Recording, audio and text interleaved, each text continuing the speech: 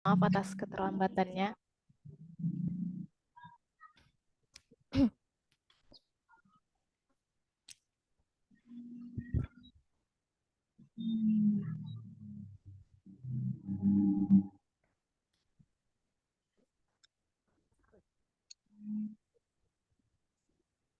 Tes.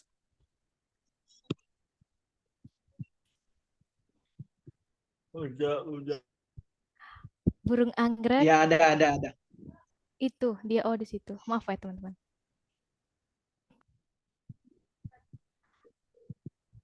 Bunga melati, bunga raya. Tumbuhnya di Bukit Batu. Jawab salam dari saya. Assalamualaikum warahmatullahi wabarakatuh. Waalaikumsalam Waalaikumsalam. Waalaikumsalam. Salam sejahtera buat kita semua. Bersyukur kita panjatkan kepada Allah Subhanahu wa taala yang mana Ia telah memberikan kita kesempatan agar kita dapat berkumpul di Zoom yang berbahagia ini. Salawat beringat salam tak lupa pula kita hadiahkan buat junjungan alam kita, yakni Nabi besar Muhammad SAW dengan mengucapkan Allahumma sholli ala sayyidina Muhammad wa ala ali sayyidina Muhammad. Baiklah, saya Rahel, mewakili panitia penyelenggara mengucapkan selamat datang di webinar memperingati Hari Braille Internasional yang bertajuk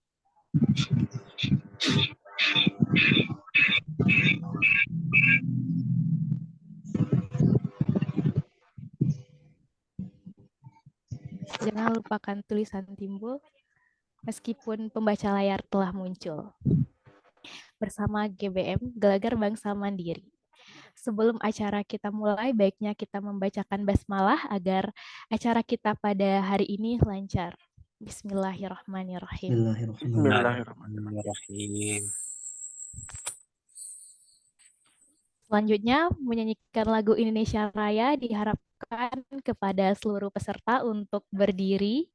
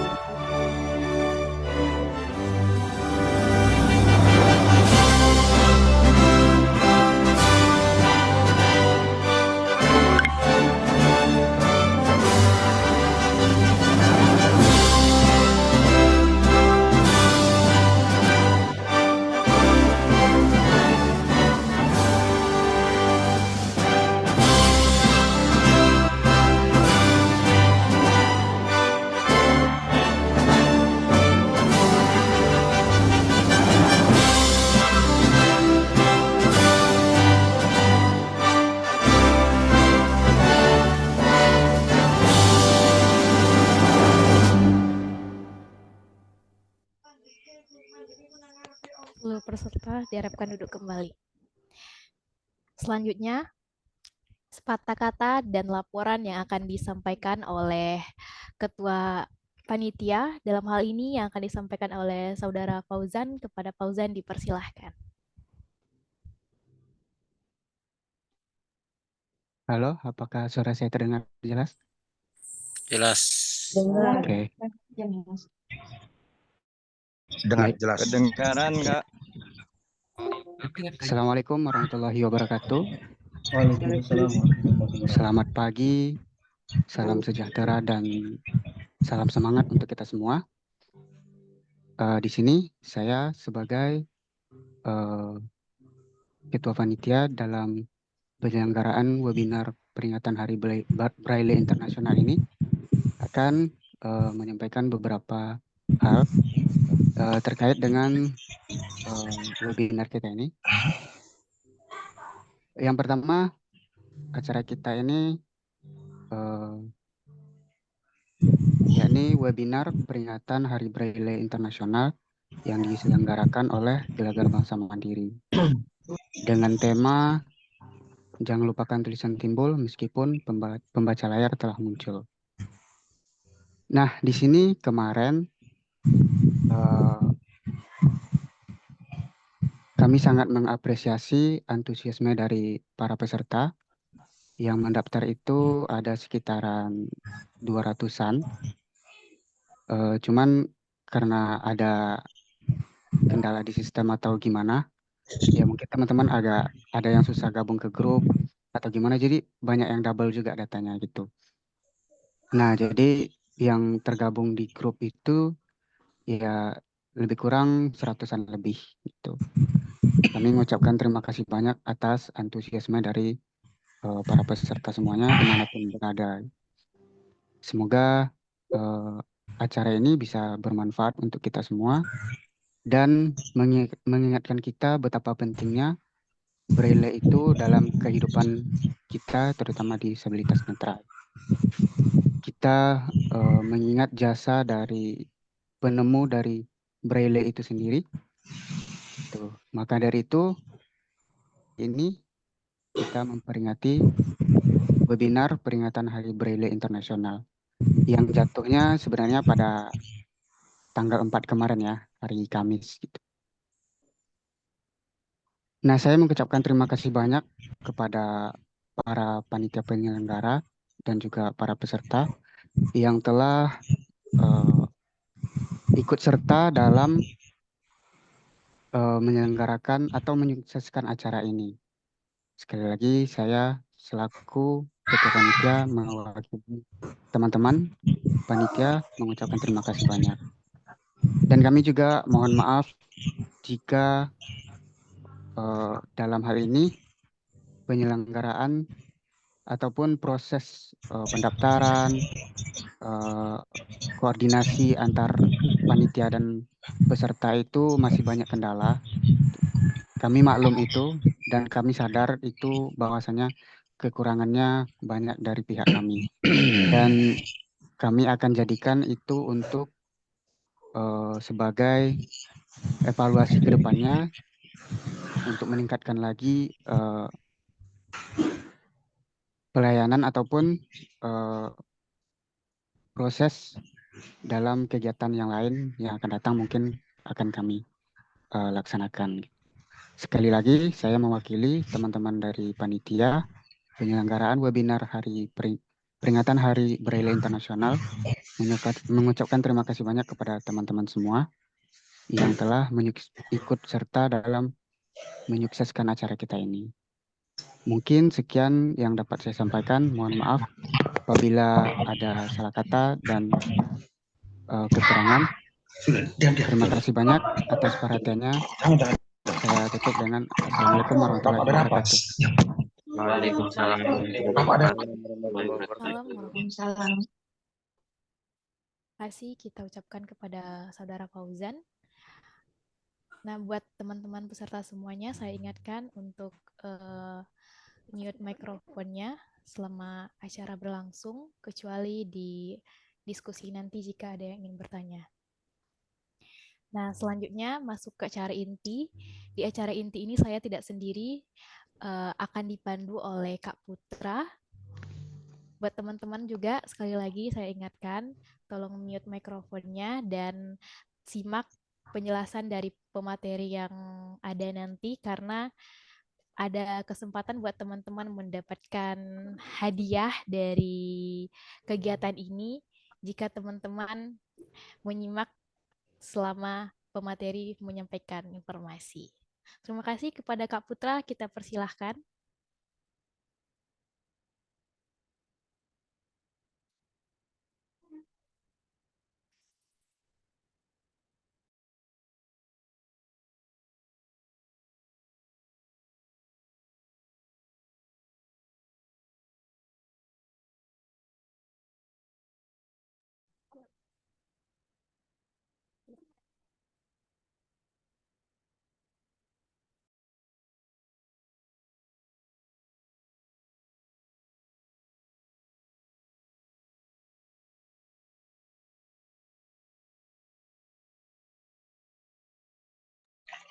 Mana suaranya? Nggak ada.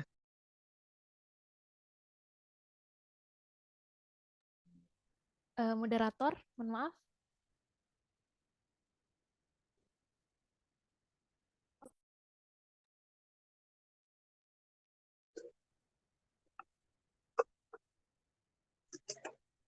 Ya, selamat pagi semua. Apakah suara saya terdengar? Iya, terdengar. Iya, Selamat terdengar, pagi. Kak. Terima kasih banyak teman-teman semua, kakak-kakak semua yang sudah hadir di kesempatan pagi hari ini. Sebelumnya, Assalamualaikum warahmatullahi wabarakatuh. Waalaikumsalam warahmatullahi wabarakatuh. Om Swastiastu, salam sejahtera, namo buddhaya, dan salam kebajikan. Hari ini senang sekali saya bisa bersama kakak-kakak sekalian yang hadir di ruang Zoom ini. Semoga apa yang nanti kita pelajari hari ini bisa membawa manfaat untuk kita semua. Amin. Selanjutnya kita akan masuk pada materi. Kita punya 3 narasumber yang hebat-hebat pada hari ini yang sudah berkenan hadir dalam kesempatan kita hari ini. Namun sebelum itu, perkenalkan saya Armindus Belarminyo Abi, biasa dipanggil Putra Abi, seperti itu.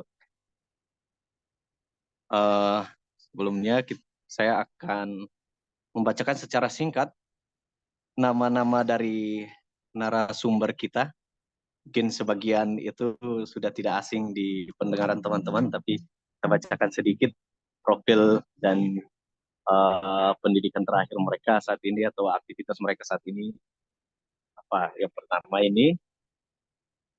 Sebentar. Sorry ya kalau misalnya pembaca layarnya kedengaran.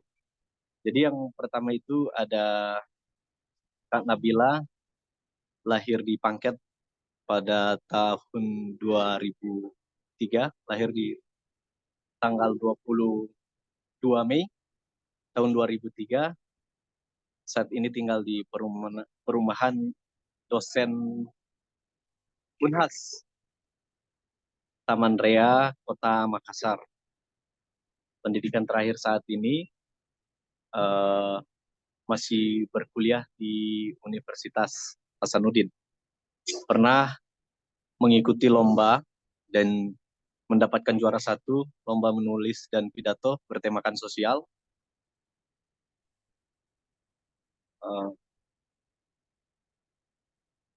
Sebentar, mohon maaf ya. Dan juga pernah juara 1 lomba menulis cerpen yang diadakan oleh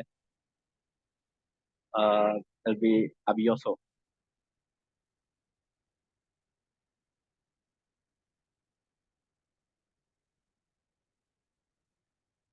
Selanjutnya yang pemateri yang kedua itu ada saudara kita, abang kita Muhammad Lutfi yang saat ini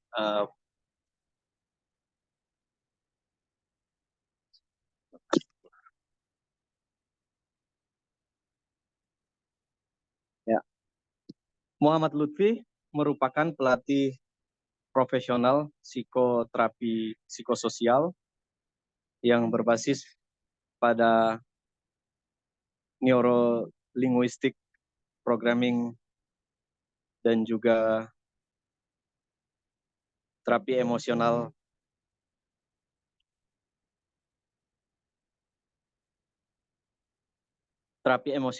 freedom teknik instant change, chain teknik dan pengembangan dan beberapa pengembangan pribadi modern lainnya. Sejak tahun 2017, beliau sudah mengembangkan karir di bidang ini. Beliau juga adalah salah satu penerima beasiswa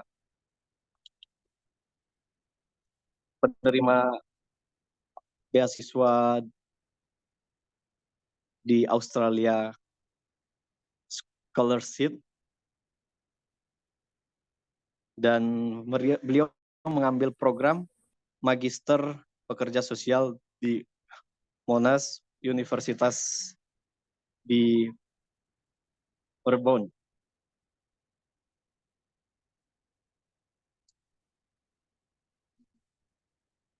Muhammad Lutfi lahir pada tanggal 21 Maret 1990.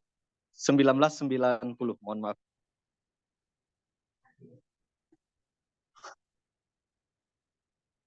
Ya, mohon maaf teman-teman karena terbatasan angkat. Jadi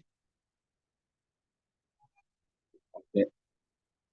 Selanjutnya yang pemateri kita yang ketiga itu Saudara Andika Firnanda, lahir di Pekanbaru pada tanggal 12 September tahun 1990, pernah mengenyam pendidikan di Universitas Negeri Padang, lulus pada tahun 2019 dengan IPK 3,58. Saat ini beliau bekerja sebagai PNS di Jakarta. Jadi demikian teman-teman, mohon dimaafkan kalau misalnya kurang lengkap pembacaan profil dari pemateri kita, nanti bisa berkenalan langsung. Sebelumnya kita dengar dulu sapaan dari Kak Nabila. Silakan Kak Nabila, mungkin bisa di open mikrofonnya. Halo Kak Putra. Sekaligus mungkin ya. Halo Kak Nabila. Halo Kak. Silakan Kak. Oke, selamat pagi Kak Putra dan teman yang lain. Salam kenal ya untuk yang belum kenal. Nama saya Lala, biasa disapa sama teman-teman. Jadi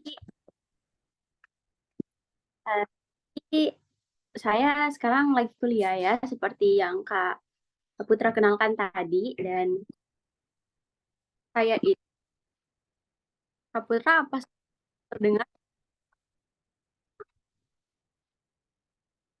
Suaranya sedikit putus-putus Kak Nabila. Kalau sekarang masih putus-putus?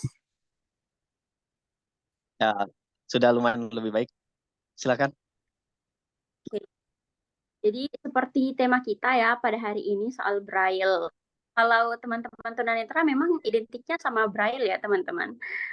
Jadi di kampus saya itu juga ada Braille Corner namanya. Nah, Braille Corner itu tempat berkumpulnya buku-buku. Tapi pertanyaan sekarang yang perlu kita kaji bersama, apakah Braille ini masih relevan untuk kita gunakan dalam pendidikan?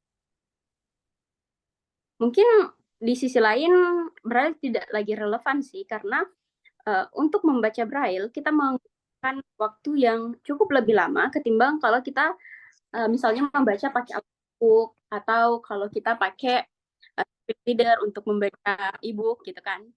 Tapi di sisi lain saya mendapati banyak teman-teman tunanetra termasuk diri saya sendiri yang seringkali typo dalam menulis. Jadi kayak misalnya ada teman tuh di Facebook yang nulis, teman netra juga, dia tuh mau tulis iya yang menunjukkan kepada orang sebutan seseorang, tapi dia tuh tulisnya bukan I, A, tapi dia tulisnya I, Y, A.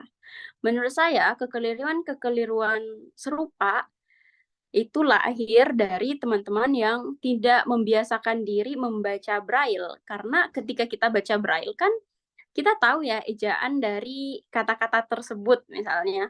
Kayak saya juga itu dulu saya tulis akad nikah AKAT. Saya nggak pakai D gitu. Saya baru tahu sekarang kalau ternyata akad nikah tuh nggak pakai T tapi pakai D. Itu karena saya juga tidak terbiasa membaca Braille. untuk informasi saja, jadi saya tuh jadi tunanetra di umur 14 tahun atau 2017 lalu, dan saya cuma sekolah di SLB itu sekitar 8 bulanan gitu. Jadi saya memang tidak banyak berinteraksi dengan Braille. Akhirnya beberapa kata-kata yang saya gunakan itu seringkali typo. Nah, jadi makanya di sisi lain, waktu itu juga saya pernah bicara ya sama pengelola kampus terkait perpustakaan di kampus saya. Dia kan bilang ya, buku-buku apa saja yang perlu mereka terjemahkan dalam bentuk Braille untuk memudahkan teman-teman difabel netra yang kuliah di kampus TSB. Tapi saya juga menyampaikan ke pengelola perpustakaan kalau sebenarnya kalau kita mengharapkan mahasiswa disabilitas itu belajar pakai buku Braille, itu sangat tidak memungkinkan. Karena yang pertama, buku-buku perkuliahan kan biasanya tebal ya. Versi awasnya aja udah tebal banget. Apalagi kalau kita misalnya terjemahin ke dalam bentuk Braille, itu bisa jadi sekitar 2-5 buku. gitu. Kalau di kampus tuh saya pernah minta tolong diterjemahin buku pengantar ilmu politik karena saya kuliahnya kan jurusan ilmu politik dan itu sangat tebal jadinya 7 buku yang padahal kalau itu cuma 1 buku. Jadi saya bilanglah ke pengelola perpustakaan tersebut bahwa Braille memang penting untuk tunanetra, tapi penting dalam hal-hal tertentu. Misalnya seperti untuk baca Al-Quran, kemudian juga untuk memperkenalkan teman-teman tunanetra itu pada ejaan kata. Saya sih belum pernah punya ya, tapi saya berharap ada kosakata bahasa Indonesia, jadi kayak kamus bahasa Indonesia, tapi dalam format Braille, agar teman-teman, khususnya yang mungkin punya cita-cita menjadi penulis, atau mungkin yang mau kuliah, ya kan itu nanti harus tulis skripsi dan lain sebagainya, itu perlu banget untuk baca yang namanya kamus bahasa Indonesia, ataupun bahasa Inggris tapi dalam versi Braille biar kita tuh tahu teman-teman ejaan yang benar dari sebuah kata. Karena coba deh perhatikan teman-teman netra di Facebook ataupun di WhatsApp di sekeliling kita itu sering kali menggunakan kata-kata ejaan yang keliru. Itu yang pertama.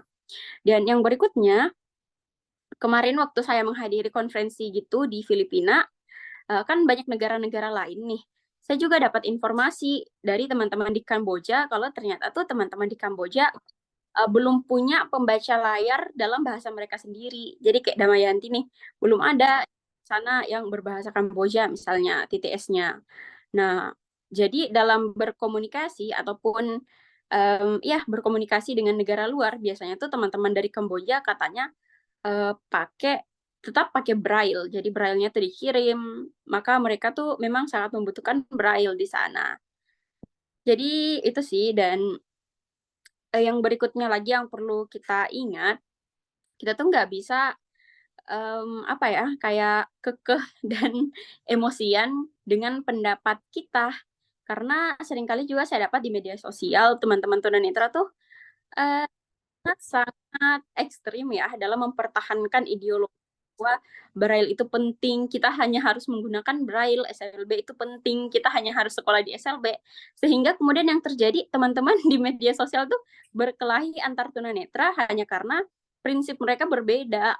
Padahal pada nyatanya sebenarnya masalah prinsip atau masalah pemikiran itu adalah kuasa masing-masing orang. Jadi kita tidak bisa memaksakan pemikiran kita lain dan kita juga tidak bisa menganggap bahwa pemikiran gue nih yang paling benar dan lo goblok, lo salah. Itu nggak bisa ya. Mungkin itu aja sih Kak Putra. Mungkin nanti kita lanjut lagi ke sesi diskusi. Terima kasih.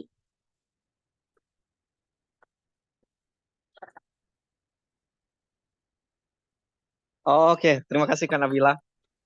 Pemaparannya luar biasa. Nanti kita lanjutkan di sesi diskusi kalau misalnya ada yang punya pertanyaan ya.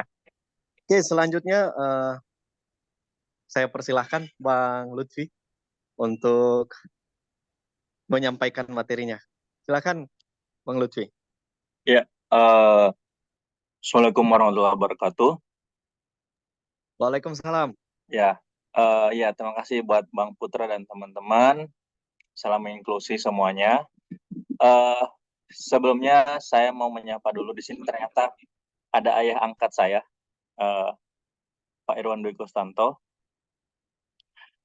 Beliau lah yang mengajarkan saya tentang dunia pengembangan diri seperti yang dibilang Bang Putra tadi, dan sekarang alhamdulillah sudah bisa punya ini ya, lembaga sendiri walaupun masih kecil itu. Dan luar biasa ya, beliau masih mau bersama kita ya, menginspirasi kita semua yang ada di sini. Seperti itu.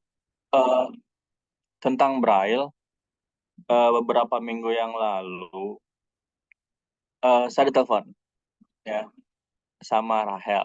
Kak Lutfi, ada perayaan Braille seperti ini, dan saya langsung, saya belum saya tidak membiarkan Rahel menyelesaikan obrolannya. Saya bilang oke. Karena memang saya sudah lama menunggu hal-hal yang seperti ini, dan jujur dari tahun 2020 ya, 2020-2021 sebelum saya berangkat ke Melbourne, saya sudah iseng-iseng gitu, wawancara beberapa orang ya, guru SLB, kemudian teman-teman instruktur di balai-balai rehabilitasi, teman-teman netra yang saya bagi ada generasi milenial, ada yang Gen Z, ada yang juga ya generasi Alpha beberapa. Tapi sebelumnya suara saya kedengaran jelas ya?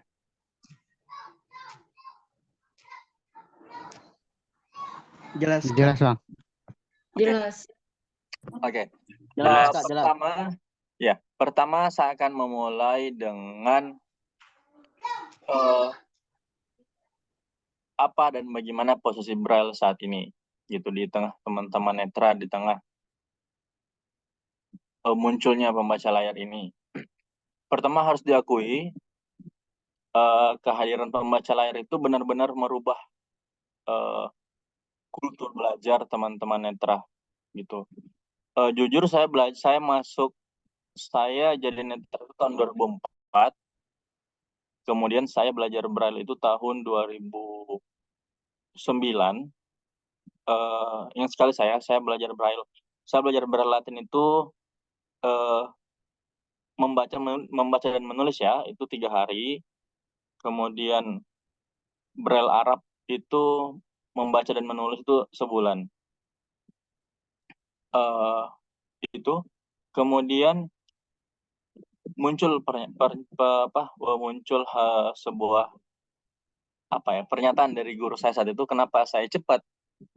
Karena saya sudah punya konsep di kepala tentang konsep huruf, konsep membaca ya, Latin dan Arab, sehingga prosesnya cepat gitu. Berbeda dengan teman-teman netra yang dari lahir ya, yang tidak mengenal konsep huruf, tidak mengenal konsep cara membaca, atau teman-teman netra yang belum sempat menyentuh bangku sekolah dan menjadi konsep bentuk, konsep huruf, karena ini dalam konteks membaca, konteks huruf dan membaca ya. Kemudian itu berikutnya adalah saya berada di posisi peralihan saat itu di SLB tahun 2009, karena di Makassar itu pembaca layar masuk, seingat saya sekitar tahun 2007 atau 2008 ya. Dan saya ada di posisi peralihan, di mana beberapa teman-teman sudah belajar pembaca layar, dan beberapa yang masih basic-basic seperti saya saat itu masih belajar Braille. Sekarang mari kita sama-sama merefleksikan gitu. Nggak usah dijawab sekarang, nggak usah dijawab pakai mic, jawab dalam hati aja gitu. Di sini siapa teman-teman yang masih ingat tusing? Gitu, tusing yang dulu banget, yang A kami, B bagi, kemudian tusing yang diperbarui ya, A Anda, B bagi, C cara, sampai Z jadi zat. Siapa yang masih ingat itu? Kemudian belum lagi kalau tusing lanjutan, titik 4A, titik 45A. Belum lagi kita bahas tentang Sibra. Nah, di sini siapa yang masih ingat Zebra? Kalau mungkin masih generasi milenial mungkin masih ingat ya. Atau kolonial bahkan mungkin masih ingat kalau Zebra. Gitu. Tapi kalau yang Gen Z, generasi Alpha, nggak ada lagi yang belajar Zebra. Posisi saya ada di tengah-tengah. Kalau saya pribadi ya, tidak terlalu memaksakan harus Braille, semuanya Braille, tapi tidak juga harus semuanya digitalkan. Berdasarkan pengalaman saya dan beberapa hasil penelitian kecil-kecilan yang saya lakukan adalah pertama, hasil wawancara saya dengan teman-teman yang bekerja di BLBI Abioso, ternyata teman-teman kita di daerah sana yang belum tersentuh dengan teknologi ya, seperti yang dibilang tadi Lala, ke Kamboja, nah tadi negara kita juga ada gitu, kasus yang sama. Ada teman-teman kita di daerah yang belum menyentuh teknologi seperti kita saat ini, mereka masih pakai Braille, mereka masih membaca Braille, masih membaca gema Braille gitu. Berbeda mungkin dengan kita ya, gema Braille, syukur-syukur dibaca, yang ada gema Braille-nya dimasukin karung, diloakin gitu. Kemudian juga di SLB atau di tempat-tempat rehab, bagi saya Braille ini perlu gitu. Braille ini perlu untuk basic gitu. Karena akan sangat berbeda keluaran teman-teman SLB atau panti rehab yang hanya mengenalkan Braille dasar saja, hanya belajar membaca aja, tidak mengenalkan tusing, Zebra, kemudian langsung beralih ke pembaca layar, sangat berbeda performanya ketika mereka berkuliah yang sudah dalam pendidikan. Walaupun saya sepakat dengan Lala, dalam dunia kampus mungkin Braille sudah tidak terlalu dipakai ya, karena bisa dibayangkan kalau buku setebal bantal mau dijadiin Braille, karena rasionya, seingat saya itu rasionya 1 halaman Word itu bisa jadi 4 lembar Braille. Itu hasil wawancara saya dengan teman-teman di BLB Abioso. Kemudian hasil wawancara dengan teman-teman guru. Nah ini mohon maaf sekali apabila ini salah ya. Tapi saya ini wawancara di 3 kota yang berbeda. Guru-guru netra sekarang pun dalam tanda kutip yang masih punya effort, yang masih mau peduli dengan Braille ada. Mereka tetap mengajarkan Braille ke siswa-siswanya. Akan tetapi sebagian besar mengurangi atau bahkan tidak mengajarkan Braille lagi ke siswanya dalam proses belajar mengajar. Datang, masuk ke kelas, ayo silakan buka laptop atau buka handphone masing-masing, kasih pertanyaan, meminta muridnya googling masing-masing dan pembaca layar. Nah seperti itulah model pembelajaran saat ini di beberapa SLB yang saya wawancarai itu ya, gitu. Dan sangat disayangkan di level-level basic yang semestinya adik-adik dikenalkan atau teman-teman dikenalkan Braille, langsung masuk ke handphone, langsung masuk ke pembaca layar, langsung mengenal laptop. Itu sangat disayangkan sekali. Karena apa? Ya, salah satu dampaknya seperti yang dibilang Lala tadi ya, banyak teman-teman yang typo, termasuk saya juga, karena saya masuk di zaman peralihan. Bukan cuma typo, tidak mengenal penempatan tanda baca, itu saya. Termasuk juga dalam bahasa Inggris, spelling, pengalaman saya, dan hampir semua teman-teman yang suatu tempat belajar bahasa Inggris dan saya di Bali, permasalahan terbesar teman-teman itu adalah spelling, gitu. Karena bahasa Inggris kan tulisannya lain, cara bacanya lain, gitu. Itulah dampak kalau di awal-awal kelas basic kita tidak mengenal Braille. Kalau di bahasa Inggris pun ada ya, kita mengenal contraction, itu tusing bahasa Inggris, gitu. Saya dulu sempat belajar sedikit tentang contraction. Kemudian ada yang bertanya, tapi Kak Lutfi, sekarang Braille sudah tidak terlalu relevan lagi digunakan dalam dunia sekolah, apalagi teman-teman yang inklusi, teman-teman yang yang berkuliah. Saya sering bilang, memang tidak terlalu dibutuhkan lagi Braille, tapi dibutuhkan dalam kondisi tertentu. Contoh misalnya, ketika sekolah, ketika mengerjakan soal matematika misalnya, kita tetap butuh Braille. Saya nggak tahu kalau teman-teman punya pembaca layar yang canggih ya, dan bisa mengoperasikannya, itu bagus. Tapi kalau misalnya tidak, ya tetap butuh Braille dalam mengerjakan matematika. Kemudian saat berkuliah, jujur saat berkuliah, karena kuliah saya di 4, banyak praktek lapangan, saat turun lapangan tidak mungkin waktu itu, karena waktu saya belum punya handphone yang canggih, tidak mungkin kemana-mana saya menenteng-nenteng laptop untuk melakukan proses wawancara, termasuk saat menyusun skripsi. Yang ada, saya menggunakan Braille. Jadi, instrumen wawancara tersebut saya pindahkan ke Braille. Karena saya pakai tusing, nah jadilah instrumen wawancara itu cuma 4-5 lembar saja. Yang mestinya bisa jadi puluhan lembar cuma cukup 4-5 lembar gitu. Itu tusing lanjutan plus tusing pribadi. Tusing pribadi itu kita buat sendiri ya teman-teman, maksudnya. Jadi Braille sebenarnya masih digunakan juga gitu bagi teman-teman yang di sekolah inklusi dan sekolah maksudnya yang berkuliah ya, contohnya di kasus saya tadi. Bahkan saat bekerja karena profesi saya kadang-kadang harus, bukan kadang-kadang ya, seringkali harus persentase dalam jumlah banyak dan tidak mungkin kan membawa laptop, saya mencatat poin-poin apa yang ingin saya bilang di Braille dan lagi-lagi pakai tusing, dan itu cukup pakai 1 lembar, cukup karena pakai tusing gitu ya. Kalau orang awas bilangnya cue card, nah orang awas mungkin cue cardnya mungkin sekecil kartu nama, nah kalau kita kan selembar HVS cukup gitu. Itu Braille masih perlu di situ untuk relevansi dalam kehidupan sekolah, kuliah, dan bekerja, khususnya dalam kasus saya, termasuk juga dalam kehidupan sehari-hari saat menggunakan lift, menggunakan fasilitas umum. Contoh misalnya ketika saya, karena saat ini saya sedang berkuliah di Australia, di Melbourne,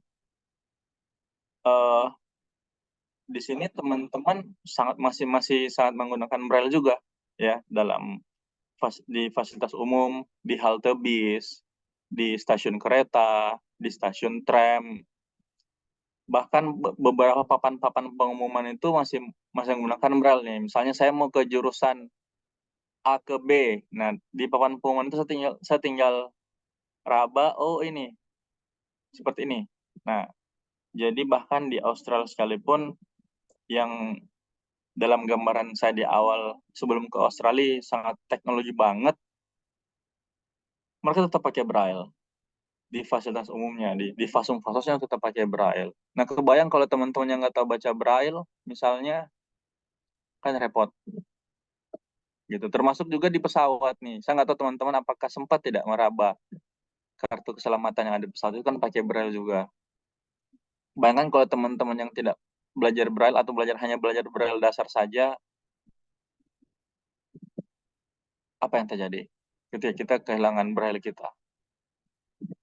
Gitu. Ini belum lagi kalau kita bahas tentang mengaji dan sebagainya, khususnya bagi Muslim, apa yang terjadi? Mau menghafal Quran lewat audio saja, rasanya kurang srek lah, gitu. Di satu sisi memang ada teman-teman yang ekstrim mau pakai Braille aja, ada juga yang di moderat seperti saya. Bagi saya posisi Braille saat ini tetap diperlukan. Mungkin kalau yang lebih tepatnya dilestarikan ya. Dilestarikan lebih tepatnya. Amin, Kakak. Karena Braille ini, kenapa? Karena Braille ini ibaratnya kalau posisinya seperti di Indo, mungkin seperti bahasa daerah ya. Ya, bahasa daerah tetap perlu. Bahasa daerah tetap perlu gitu. Sebagai apa? Pertama sebagai identitas.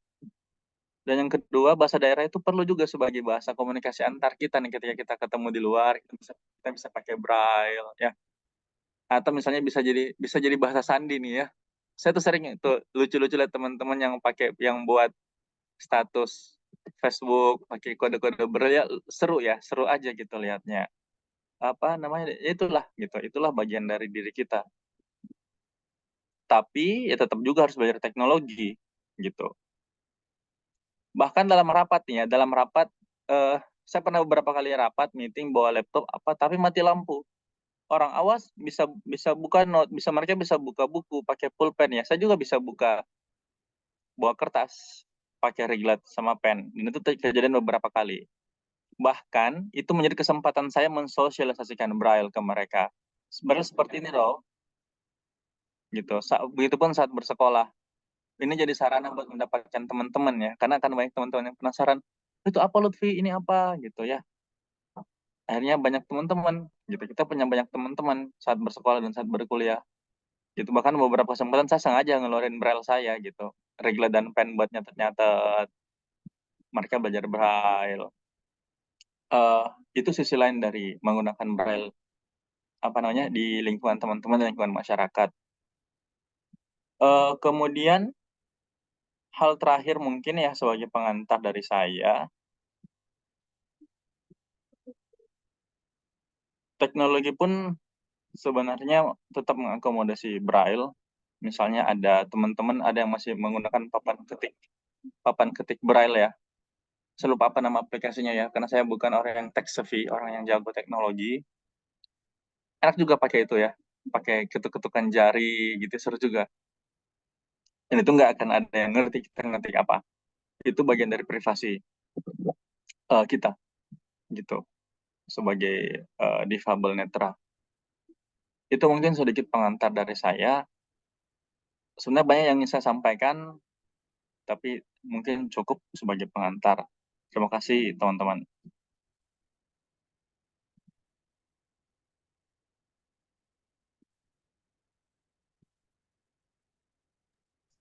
Baik, terima kasih banyak Bang Lutfi untuk pemaparannya. Sebelum nanti kita masuk sesi diskusi, kita dengarkan lagi satu narasumber kita yang luar biasa juga. Ya, ada Bang Andika. Dipersilahkan Bang Andika. Baik, terima kasih.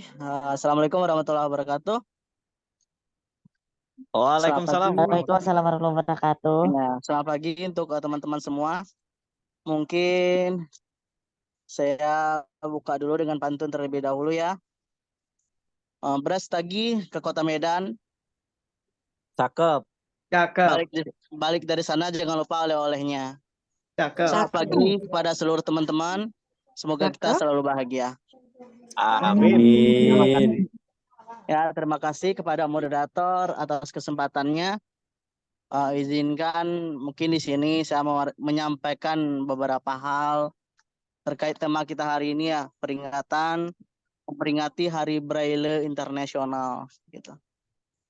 Ya, dengan judulnya tadi, jangan lupakan tulisan timbul meskipun pembaca layar telah muncul. Mungkin perlu saya sampaikan di sini itu materi saya mengenai Braille itu awal jendela dunia tunanetra. Mengapa? Karena melalui Braille tersebut para tunanetra mulai bisa membaca. Para tunanetra mulai bisa mengenal berbagai bahan bacaan, berbagai buku cerita, berbagai buku sejarah dan sebagainya. Ini lahir karena apa? Ya karena perjuangan dari salah satu tunanetra juga atau orang tidak bisa melihat. Perlu mungkin sahabat atau teman-teman semua ketahui, Braille ini tunggu sebentar teman-teman.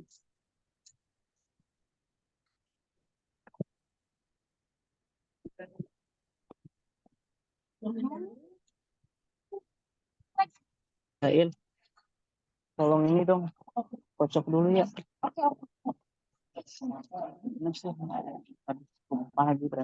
Aduh, kenapa tuh berantakan? Ini tutup dulu.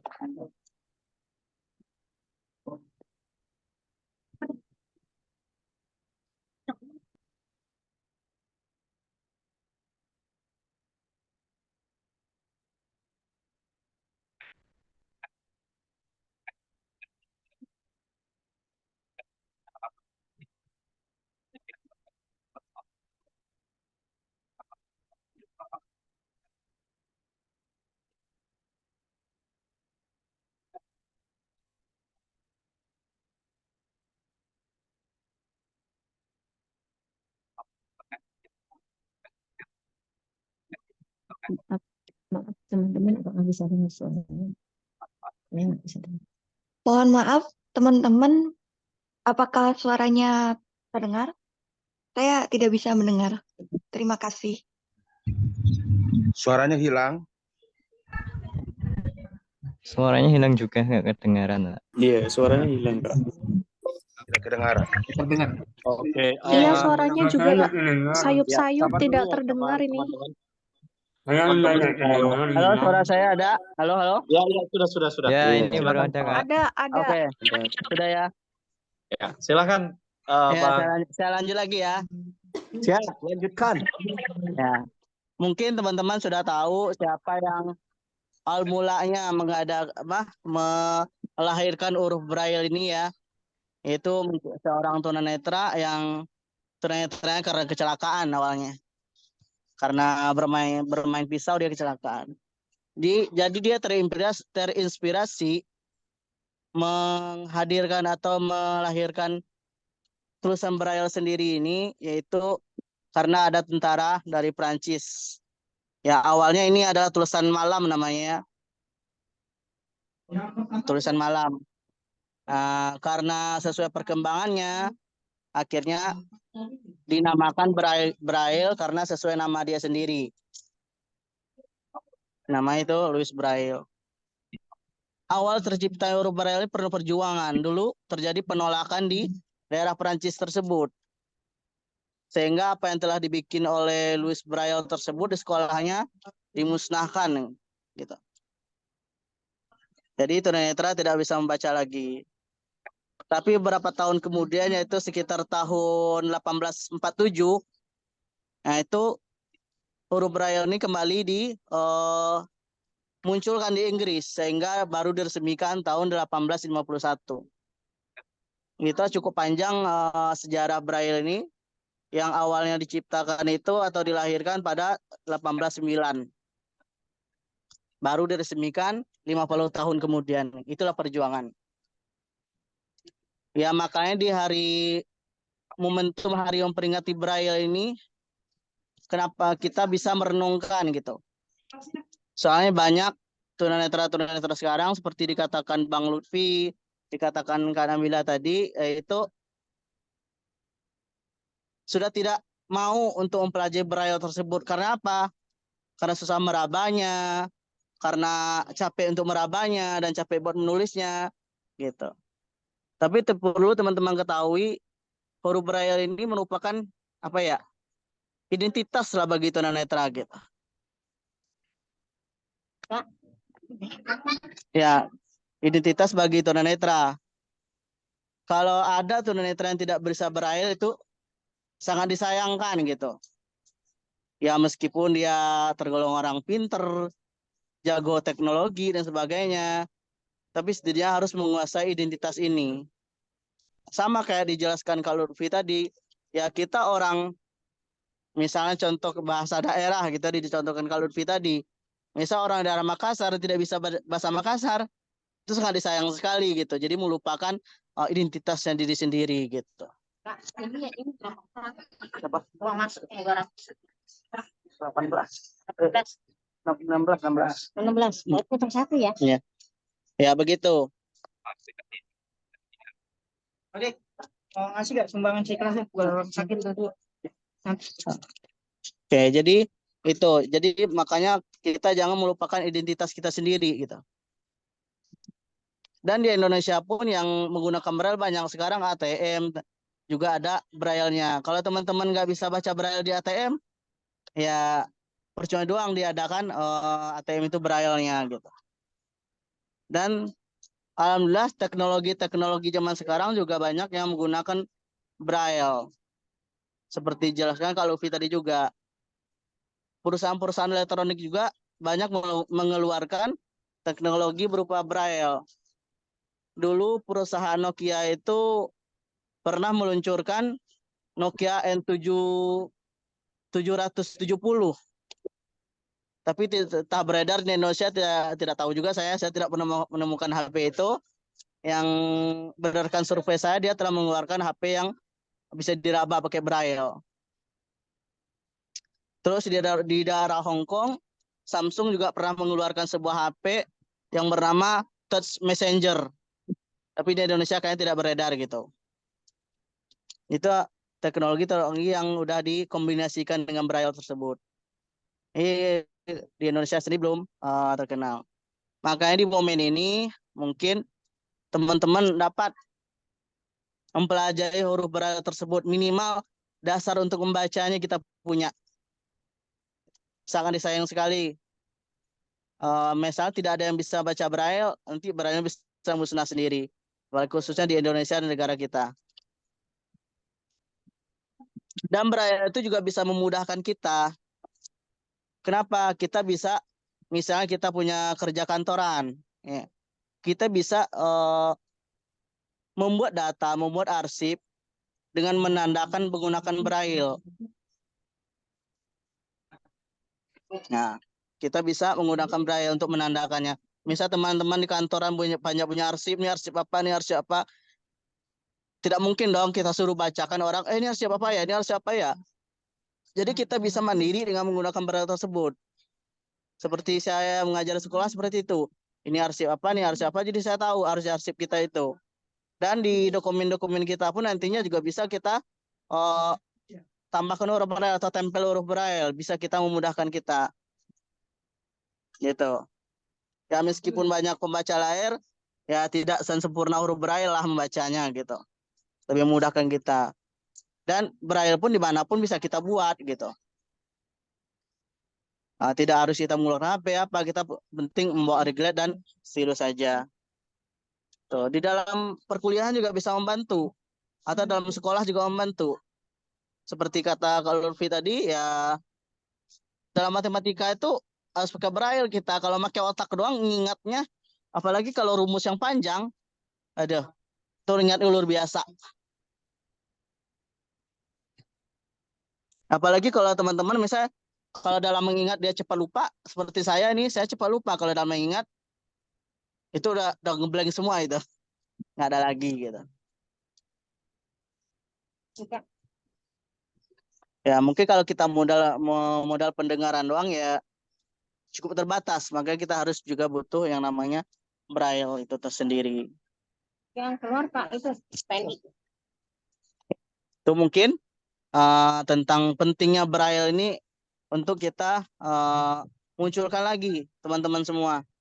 Jangan sampai berani hilang gitu. Apalagi generasi kata kalau Gen Z ini sudah nyaman dengan apa sih namanya?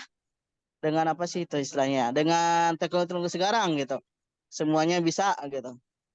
Nah, meskipun hal itu tetap belajar Braille. Bagaimana dengan yang low vision? Perlu nggak belajar Braille kalau dia bisa baca tulisan awas? Kalau pendapat saya pribadi, sangat perlu sekali karena itu identitas tunanetra meskipun dia low vision. Yang penting dia tahu gitu. Meskipun nggak akan digunakan, yang penting dia, oh kamu tahu Braille ya, tahu gitu. Huruf A berapa? Tik 1, B 1, 2. Udah cukup segitu nggak apa-apa. Gitu. Dia harus perlu menggalakkan Braille tersendiri. Nah seperti tadi, misal kalau ngetik pakai Braille di HP juga enak tuh kan ada Braille talkback itu kalau yang pakai talkback ada. Bisa menggunakan Braille juga. Lebih cepat aja ngetiknya kalau orangnya lincah gitu. Tapi saya sendiri sampai sekarang belum dapat teknik yang paling lincah saya gitu. Udah make sih tapi nggak terlalu lincah. Itu tentang mungkin hanya itu bukan dapat saya sampaikan, mungkin bisa kita lanjutkan dengan diskusi. Terima kasih. Assalamualaikum warahmatullahi wabarakatuh. Waalaikumsalam warahmatullahi wabarakatuh. Terima kasih Bang Andika. Assalamualaikum warahmatullahi wabarakatuh. Baik, Waalaikumsalam para pemateri atau narasumber kita yang luar biasa, terima kasih banyak sudah menyampaikan sedikit materi mengenai Braille ini. Saya punya satu pertanyaan. Kira-kira langkah konkret apa sih yang harus dilakukan agar seperti yang disampaikan oleh Bang Lutfi bahwa kita harus terus melestarikan Braille ini. Nah, kira-kira langkah konkretnya itu ada gambaran nggak, kakak-kakak pemateri semua? Mungkin dari Nabila ada penyampaian khusus mungkin mengenai materi, mungkin dipersilakan.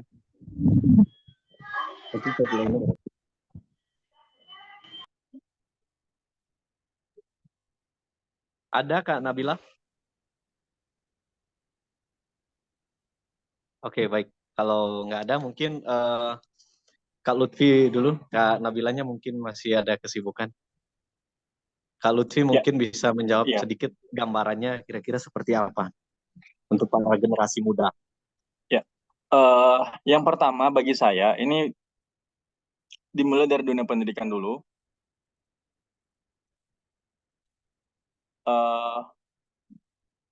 Dimulai dari dunia pendidikan dulu. Yang pertama adalah untuk teman-teman yang masih, baik teman-teman yang baru menjadi netra atau teman-teman yang baru belajar, yang baru masuk SLB misalnya, entahkah dia masuk dari tingkat SD, SMP ataupun SMA dan sama sekali belum kenal Braille, wajib mengikuti kelas Braille dulu gitu. Ya paling nggak sebulan sampai 3 bulan saya rasa sudah cukup ya. Gitu. Sebulan sampai 3 bulan saya rasa sudah cukup. Karena apa? Karena Braille itu ya itu tadi. Selain itu, Braille itu juga lebih ini ya, melatih kepekaan kita. Contoh misalnya begini ya teman-teman ya. Saya mau kasih contoh ya. Kenapa Braille ini penting dalam konsep Neuro Linguistic Programming. Ini gambaran saja. Teman-teman kita yang awas, ketika mereka ingin menghafal sesuatu, mereka menulis, ada gerakan tangan, ada kinestetik ya. Kemudian ada visual. Setelah mereka menulis, mereka membaca itu dan mengucapkannya. Misalnya saya mau menghafal kata evaluate, ya. EVALUATE. Diketik. Teman-teman awas ya menggunakan ballpoint, evaluate. Mereka menulis, ada gerakan jari, ada rangsangan otak di situ, membaca dan mengucapkannya. Benar, bisa juga sih mengetik pakai laptop, evaluate.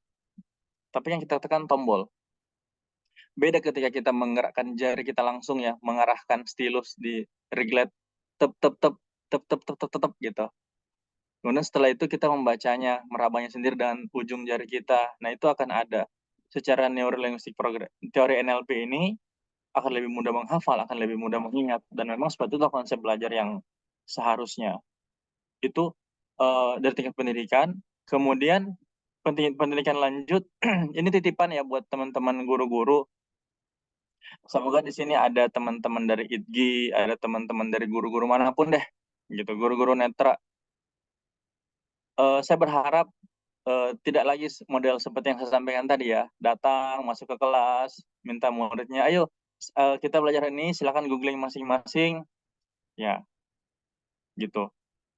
Jangan memasukkanlah sedikit paling enggak dalam seminggu ada jadwal membaca Braille. Saya ingat dulu waktu saya SLB, saya sempat SLB sebentar, walaupun di SLB ini banyak sistem yang mesti dikritik ya. Itu hal lain, kita nggak membahas itu di sini. Tapi ada cara pembelajaran guru saya adalah ini masih ini masih konservatif sih cara belajar, tapi sangat efektif buat kami. Jadi kami diminta menulis ulang, misalnya kayak ini ya, kayak contoh misalnya mata pelajaran sosiologi, datanglah guru mendikte kita pakai Braille, gitu ya, kita mencatat pakai pena, pakai stylus ya, gitu. Atau yang lebih ekstrim lagi, guru bahasa Inggris saya, dia bawa majalah, Nah, kita diminta menulis ulang majalah tersebut. Memang agak aneh. Terkesannya gurunya mungkin malas atau apa, tapi itulah salah satu cara ya. Salah satu cara yang mungkin sangat jadul sekali, sangat konservatif sekali. Tapi itulah cara untuk tetap menjaga Braille ini ada di kita gitu ya. Gitu. Jangan sampai kita suatu saat nanti hanya melihat Braille hanya di museum. Syukur-syukur museumnya bisa diraba yang nggak di kaca. Gitu aja sih. Oke, baik. Terima kasih, Lutfi. Selanjutnya, sudah adakah Nabilanya? Mungkin sedikit saja sebelum ke Bang Andika.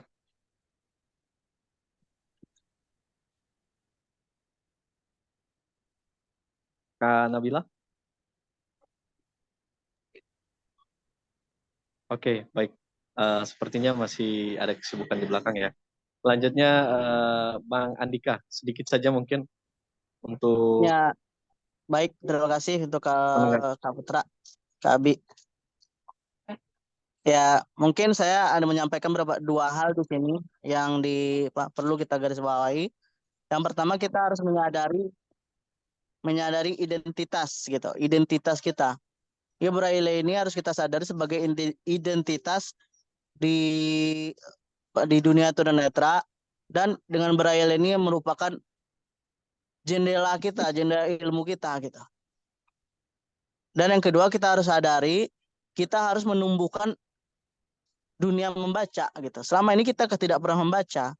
Meskipun teman-teman mendownload novel di HP, download apa, teman-teman itu tidak membaca, teman-teman cuma mendengar, tidak membaca. Teman-teman menggunakan laptop, teman-teman bukan mendengar, bukan membaca, tapi mendengar. Jadi kita ini selama ini cuma mendengar, kita tidak pernah membaca. Ibaratnya sama kayak kita nonton televisi, kita nonton apa gitu ya.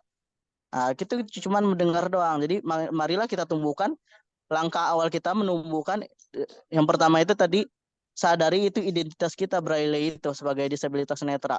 Baik yang low vision, yang total gitu. Braille itu identitas gitu. Ya, yang kedua tadi kita harus menumbuhkan rasa membaca. Jangan mendengar dan mendengar terus gitu. Mendengar juga penting ya, tapi baca kita nggak ada gitu. Jadi dua hal tersebut yang harus teman tumbuhkan dalam diri teman-teman semua atau sahabat semua gitu. Ya, meskipun teknologi telah banyak membantu, jadikanlah itu sebagai alat penunjang teknologi tersebut. Tetap fokus kepada yang hal utama. Mungkin itu saya dari saya. Pak, saya mau bertanya, Kak, boleh tidak?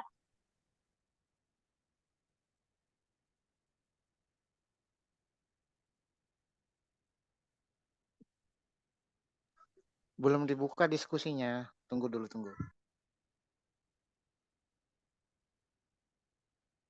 Baik, sudah ya Bang Andika. Tes. Suara saya kedengaran? Sudah Kak, sudah. Oke, baik. Suaranya kedengaran ya. Baik.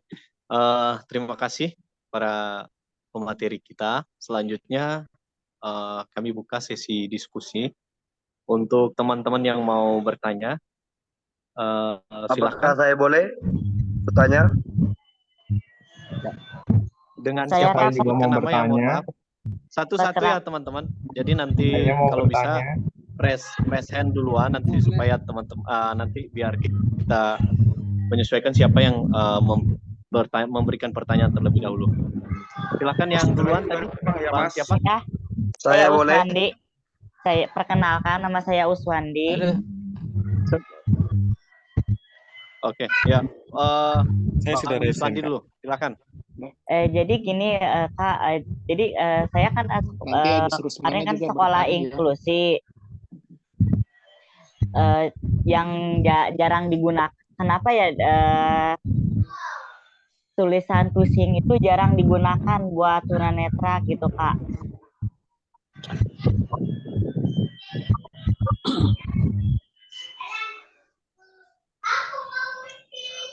Ya, jadi Bang Suwandi atau Brother Suwandi? Iya. Dari mana kalau boleh tahu? Jadi gini Kak, tulisan tusing itu kenapa ya orang-orang jarang menggunakan tulisan tusing? Oke, baik. Kenapa Agus orang Rusmana jarang bisa bertanya? menggunakan tulisan tusing ya? Ya. Iya, tulisan tusing jarang Kakak-kakak digunakan. semua, ya silakan kalau misalnya sudah ditutup mikrofonnya. Selanjutnya kakak yang ini silakan sudah raise hand tadi. Kak, boleh izin bertanya, Kak? Saya boleh bertanya. Saya tadi. Instruksi ya, moderator. Instruksi. Kalau mau bertanya itu dulu ya, raise hand biar kondusif. Raise hand baru nanti dibuka oleh ini ya. Nanti ditunjuk moderator. Mau diskusi? Iya, sudah. Nanti tolong. Sorry. Jadi tolong Fahri bisa Maaf Kak, tolong operatornya gini aja supaya ini sekedar usul biar tidak rebutan dan tidak mengefektifkan waktu. Jadi mikrofon seluruh peserta ini di mute saja, jadi pakai sistem recent tadi. Nanti yang ketahuan siapa yang ingin bertanya itu aja yang dibuka mikrofonnya gitu. Bisa nggak seperti itu untuk operatornya ini? Maaf Bang, mau nanya kalau Ryzen serokatnya kayak mana ya Bang?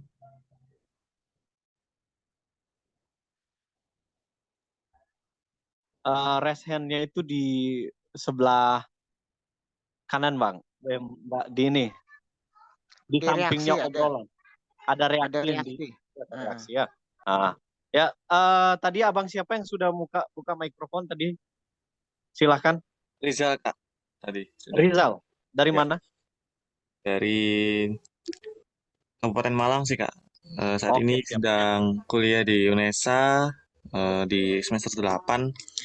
Aku tuh ini sih kalau ngomongkan soal Braille itu memang agak balance gitu ya, karena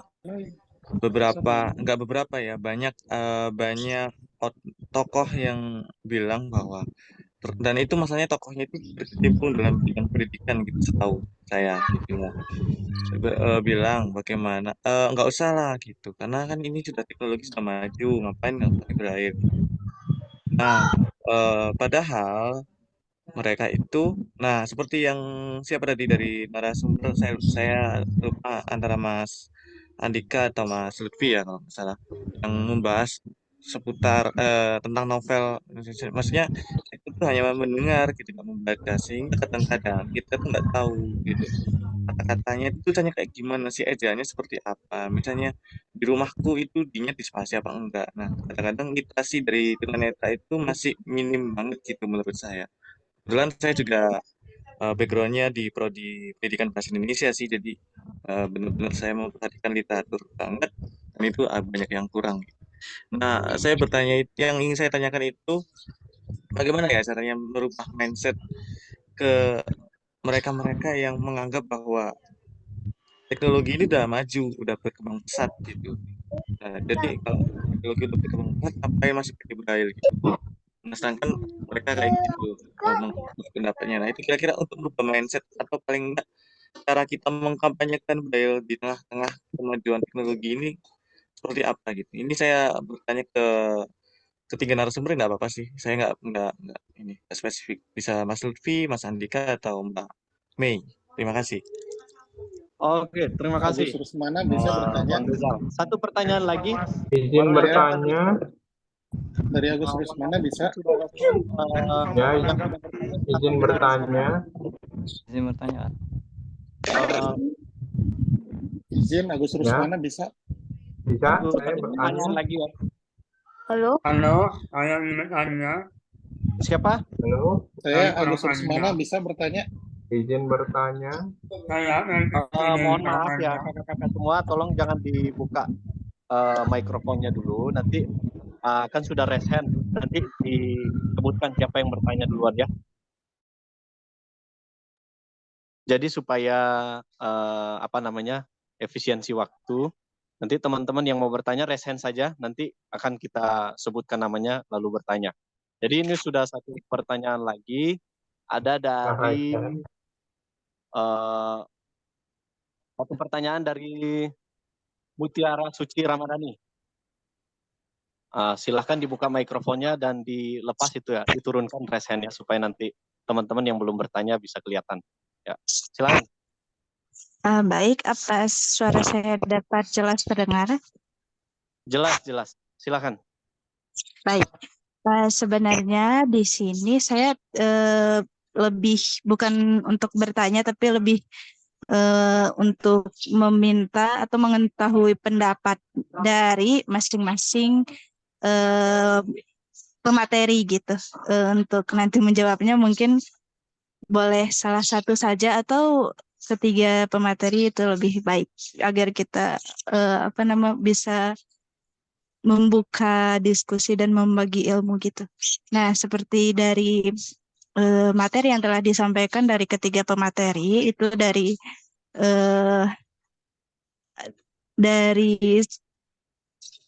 contohnya dari Kak Lutfi tadi tentang penggunaan Braille di lingkungan publik gitu, di fasilitas umum. Nah, sebelumnya bagi saya pribadi itu bagi saya pengguna Braille juga itu memang benar-benar sangat membantu bagi saya gitu. Nah, untuk seperti katakan Dika tadi yang bagi tunanetra yang punya pikiran malas menggunakan Braille karena lama gitu, merabanya sulit. Itu menurut saya juga mungkin karena mereka kurang begitu dekat dengan Braille atau tidak mempelajari Braille sama sekali atau sudah hampir melupakan Braille. Nah, di sini saya ingin meminta pendapatnya, ingin mengetahui pendapat atau pemikiran dari para pemateri tentang penggunaan Braille di suatu alat yang sangat amat dekat dengan kehidupan kita, yaitu uang gitu. Nah, saya ingin meminta pendapatnya, mungkin dari teman-teman juga ada yang ingin memberikan pendapat. Apakah mungkin ini juga sekaligus untuk memperbaiki bentuk atau apa ya, bisa dibilang fisik dari alat tukar kita untuk bertransaksi gitu. Bahkan sekarang sudah tidak jarang ditemukan alat tukar yang sempat bisa dikatakan sangat memprihatinkan gitu. Ada dari bentuk fisiknya karena penggunaan yang tidak menjaga dari bentuknya itu sendiri. Nah, saya ingin meminta pendapatnya. Ya mungkin Oke, tidak. Sudah ada 3 pertanyaan kakak-kakak narasumber. Ya sudah, Mutiara. Ya sudah, baik. Terima kasih atas kesempatannya. Oke, sama-sama. Silakan untuk menjawab pertanyaan pertama, kenapa orang tidak atau jarang menggunakan tusing? Itu yang pertama dari Suhandi, yang kedua itu dari Bang Rizal dari Malang. Bagaimana cara mengubah mindset atau pola pikir yang saat ini menyatakan bahwa ngapain tulis Braille, kan sudah berkembang teknologi. Itu. Yang ketiga itu pendapat ya mengenai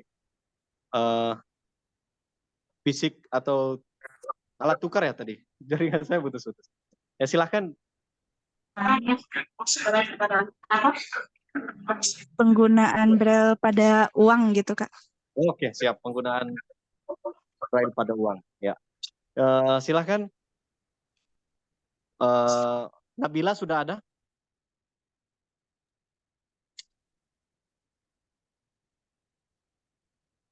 Halo, Nabila.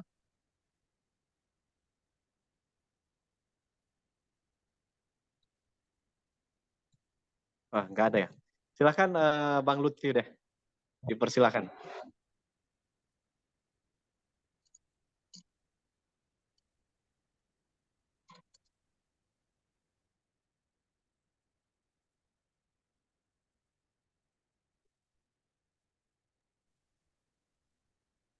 Halo, cek. Ya, udah ada ya. Nah,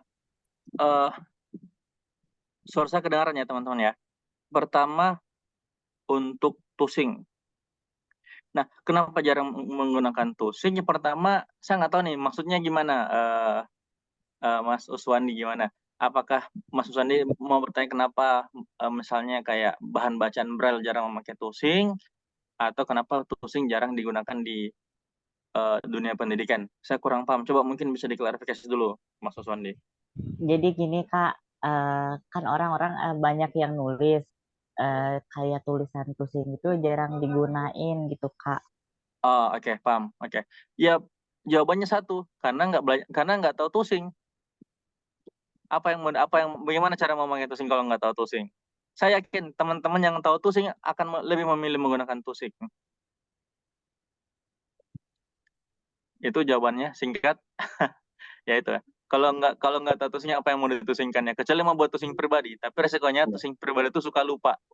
Karena saya sama dengan Bang Andi kayak suka lupa. Tiba-tiba baca, aduh ini tusing apa ya? Padahal itu tusing pribadi saya suka lupa. Nah gitu. Itu Oke, karena nggak belajar baik tusing. ya. Sudah Saran terjawab. saya, teman-teman bisa lah pesan buku lah ke BLBI mungkin ya. Ada buku tusing, belajarlah tusing. Kemudian untuk Mas Rizal benar ada beberapa tokoh yang mengatakan seperti itu. Di sini saya tidak mencoba melihat mereka sebagai tokoh atau seperti apa, tapi saya melihatnya berdasarkan preferensi ya, berdasarkan kecenderungan mereka dalam belajar atau mengakses informasi. Nah, biasanya teman-teman netra yang dalam tanda kutip yang kurang begitu independen, kurang begitu mandiri dalam beraktivitas, atau termasuk misalnya kayak main ke stasiun sendiri, ke terminal sendiri, ke fasilitas umum sendiri, fasilitas sosial sendiri, naik lift sendiri, mungkin akan kurang terasa pentingnya Braille. Karena apa-apa ya ada yang nemenin, ada yang bantuin. Nah, beda dengan teman-teman yang kemana-mana sendiri. Bukan ya kemana-mana sendiri ini bukan berarti jomblo, tapi emang senang sendiri aja. Gitu. Kayak saya misalnya, saya senang sendiri aja jalan-jalan. Kalau macam di Australia ini ya misalnya gitu. Itu pertama ya. Kemudian berikutnya adalah apakah orang-orang yang mengatakan ini sudah pernah belum main ke area di mana nggak ada listrik atau listriknya terbatas. Gini, saya mau ngasih analogi ya teman-teman. Dulu ada salah satu TV, Metro TV sebut saja ya. Mereka mengadakan membagi 1.000 laptop ya buat e-book agar orang bisa baca e-book. Ini untuk awas ya. Nah, tapi setelah dievaluasi ternyata nggak semua daerah siap gitu, nggak semua daerah punya sarana dan prasarana. Paling basic aja listrik. Akhirnya apa? Dikembalikan lagi, yang dibagi itu buku fisik gitu. Nah, terlepas dari ada beberapa program-program pemerintah yang katanya mau mencetak Braille itu nggak jadi, bagi saya beberapa daerah ini masih butuh Braille. Mungkin analogi-analogi ini bisa disampaikan ke mereka. Dan seperti yang saya bilang tadi di awal di pemaparan saya, bahwa Braille masih penting untuk tingkat basic. Bagaimana teman-teman mau mengaji, bagaimana teman-teman mau membaca, apalagi dalam tata bahasa ya. Gitu. Makanya saya mendorong kayak di Makassar ini ada huruf lontara Braille. Ya, kalau di Jawa ada huruf aksara Braille. Gitu. Jadi biar ini lebih bisa terakomodir lah dan lebih masuk secara kultural gitu ya Braille ini. Itu sih. Bukan soal dibutuhkan atau tidaknya, tapi proporsi penggunaannya. Nah, ini juga menjawab pernyataan Mutiara tadi ya. Saya pribadi orang yang tidak mendukung Braille digunakan di uang. Karena apa? Kalau uangnya udah lecek, Braille-nya nggak kebaca. Gitu. Bahkan termasuk misalnya gitu ya, kecuali penggunaan uang kita atau penggunaan bahan duit itu dari plastik sekalipun, kayak dolar misalnya, tetap agak sulit, agak kurang srek lah ya, kurang sulit ya. Makanya uang itu idealnya mainnya di ukuran, bukan di Braille. Mainnya di ukuran. Oh, misalnya uang $1 ukurannya sekian, $2 ukurannya sekian gitu, untuk uang kertas ya. Nah, itu sih kalau untuk uang. gitu. Ya walaupun saya pribadi saya mengaku saat ini saya lebih suka menggunakan non tunai ya, apalagi dan adanya apa ini kris. Nah gitu ya kalau di Indo itu sih. Tapi lagi-lagi ini soal sarana dan prasarana ya. Bagaimana teman-teman kita di daerah yang nggak punya kris, boro-boro kris listrik aja cuma nyala 8 jam sehari itu.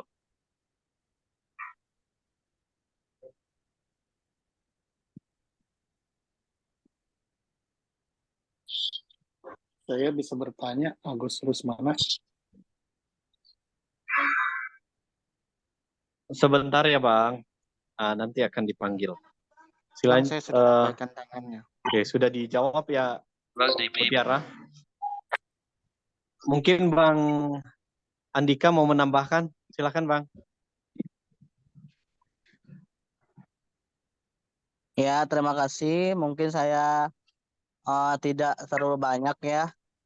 Kalau mungkin untuk yang Kuswandi tadi udah terjawab oleh Kak Lutfi. Mungkin saya cuma menambahkan yang mungkin saya menambahkan yang Bang siapa tadi itu ya, lupa saya yang kedua namanya. Ya untuk bagaimana kita Rizal ya, bagaimana kita untuk memberikan pemahaman konsep kepada teman-teman tadi itu gitu. Yang pertama tadi seperti penjelasan saya di pemaparan tadi, kita perlu menjelaskan dulu Braille ini identitas loh gitu. Identitas ibaratnya sama kayak tongkat lah ya, tongkat kita. Ibaratnya tongkat itu identitas tunanetra, kalau kita nyebrang ada kemudahan, kalau kita ngapa ada kemudahan gitu ya. Ya ibaratnya sama seperti itu gitu. Jika kita tidak bisa Braille ya ibaratnya kita di apa ya? Dibilang nggak pernah belajar sama orang, nggak pernah apa gitu kan. Dan Braille itu juga memudahkan urusan-urusan kita yang lainnya gitu. Dan ditunjang oleh teknologi tersebut gitu kan. Yang kedua kita harus menyadari selama ini kita tuh tidak pernah membaca. Yang saya jelasin tadi juga kita tidak pernah membaca, kita selalu mendengar.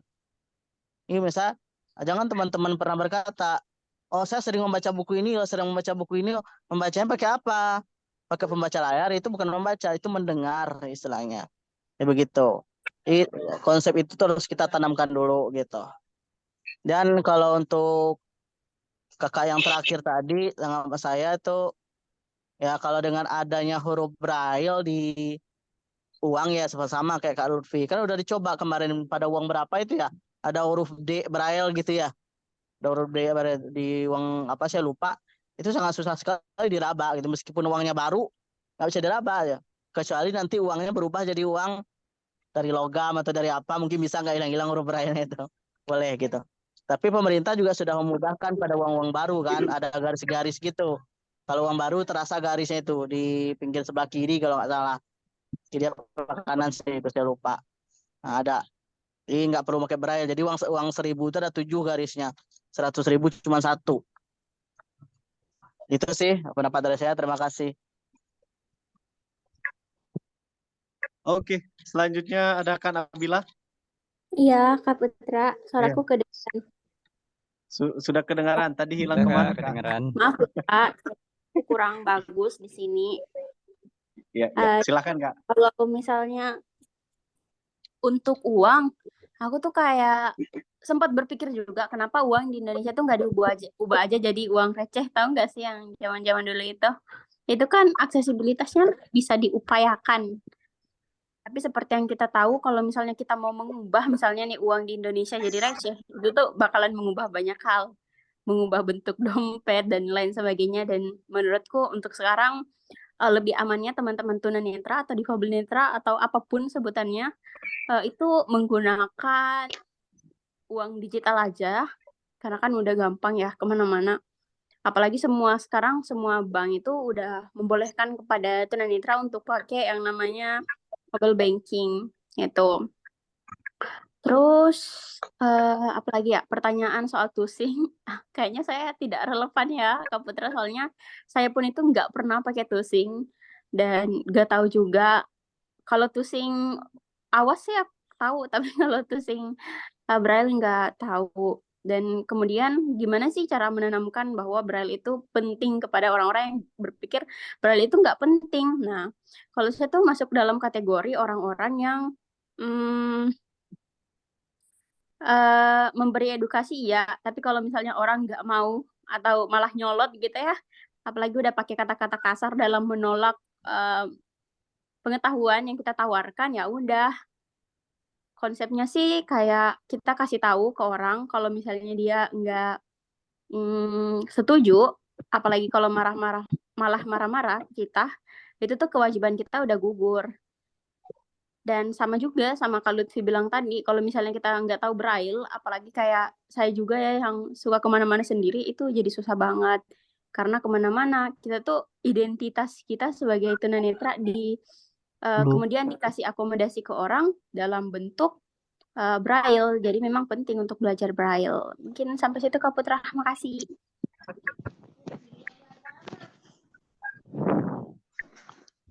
Agus Rusmana bisa bertanya? Halo. Tes. Ya, Oke, terima kasih Kak Nabila. Sudah ya Kak Nabila? Teman-teman, dimohon kerjasamanya. Sebelum diinstruksikan, mohon mikrofonnya dimatikan dulu ya teman-teman. Mohon kerjasamanya. Terima kasih. Sudah terjawab semua ya. Kita punya 3 pertanyaan lagi. Mohon maaf karena kalau misalnya menjawab semua itu kita keterbatasan waktu, jadi kita pilih 3 pertanyaan lagi, 3 penanya lagi untuk nanti diskusi lebih lanjut. Nanti bisa disampaikan lewat chat ya. Nah, jadi ini ada pertanyaan dari Didi Kristanto. Dipersilakan untuk Bang Didi.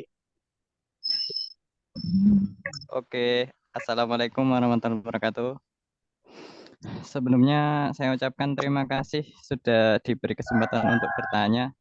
Mungkin juga bukan pertanyaan ya. Lebih ke ini Kak, apa namanya?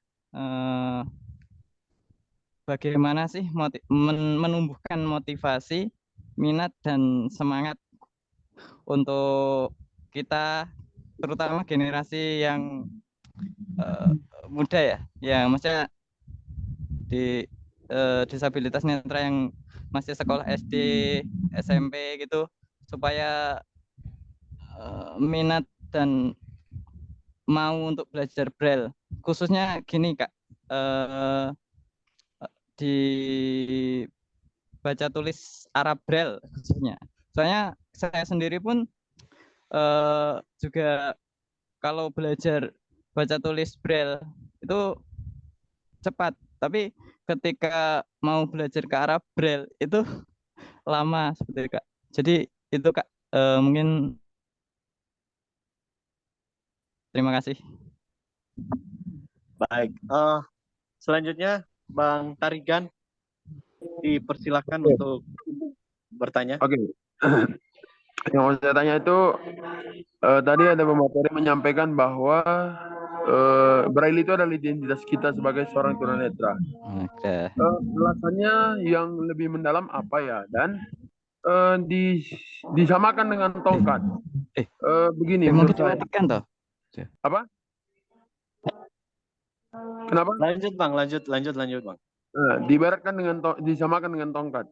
Tongkat itu kita gunakan dalam kehidupan sehari-hari. Memangnya Braille memang kita gunakan sehari-hari, tapi kan ada penggantinya gitu. Jadi menurut saya Braille itu penting kita pelajari, tapi bukan sebagai identitas, karena khususnya di Indonesia yang saya tahu banyak orang yang tidak mengetahui tulisan Braille. Jadi kalau tongkat itu memang bisa dikatakan 80% masyarakat Indonesia mengetahui. Kalau kita pakai tongkat putih dan ada warna biru, itu pasti tunanetra. Itu bedanya Mas, menurut saya gitu. Terima kasih.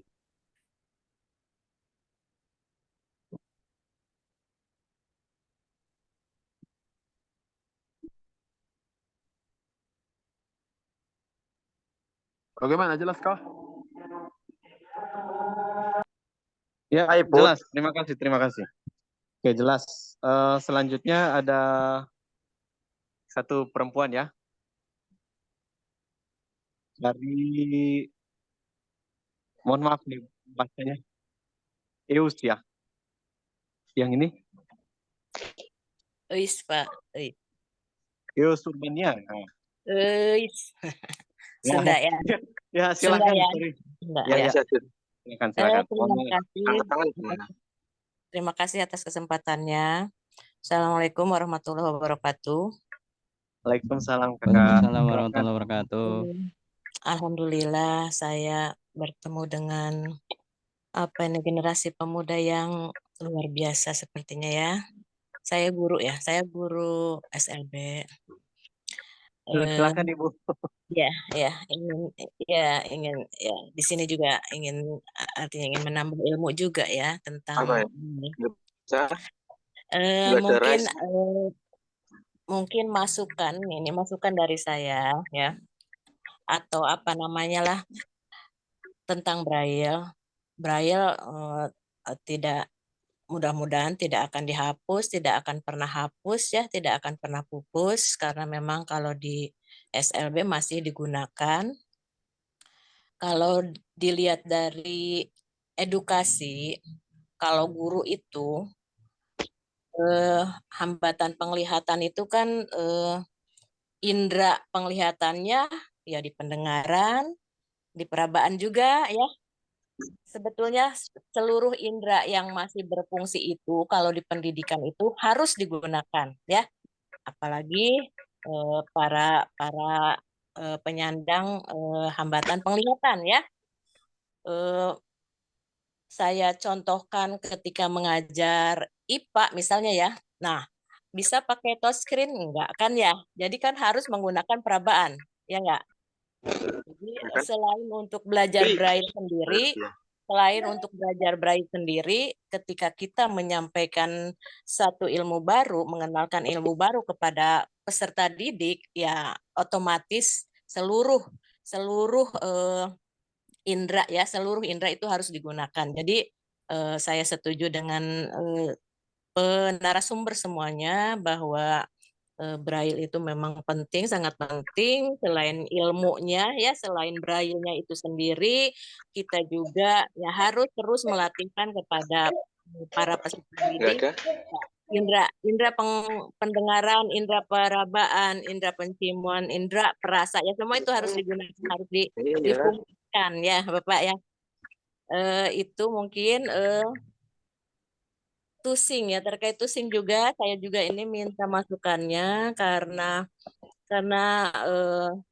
yang saya tangani itu anak-anak SD ya, anak-anak SD dan TK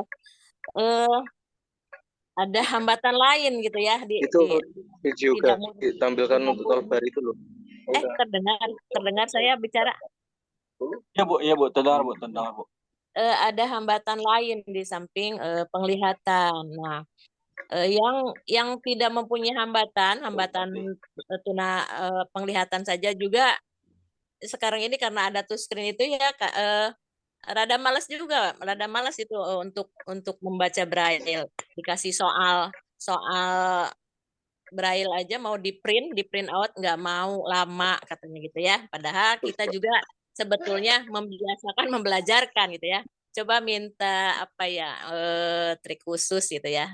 Khusus untuk saya sebagai guru menghadapi anak-anak dengan hambatan penglihatan. Terima kasih. Assalamualaikum warahmatullahi wabarakatuh. Waalaikumsalam warahmatullahi wabarakatuh, Ibu. Terima kasih banyak. Itu luar biasa masukannya. Nanti mungkin terkait dengan Ibu boleh berdiskusi lebih lanjut nanti dengan narasumber kita ya, Ibu. Begitu. Karena Ibu tadi ada masukan. Terima kasih banyak Ibu.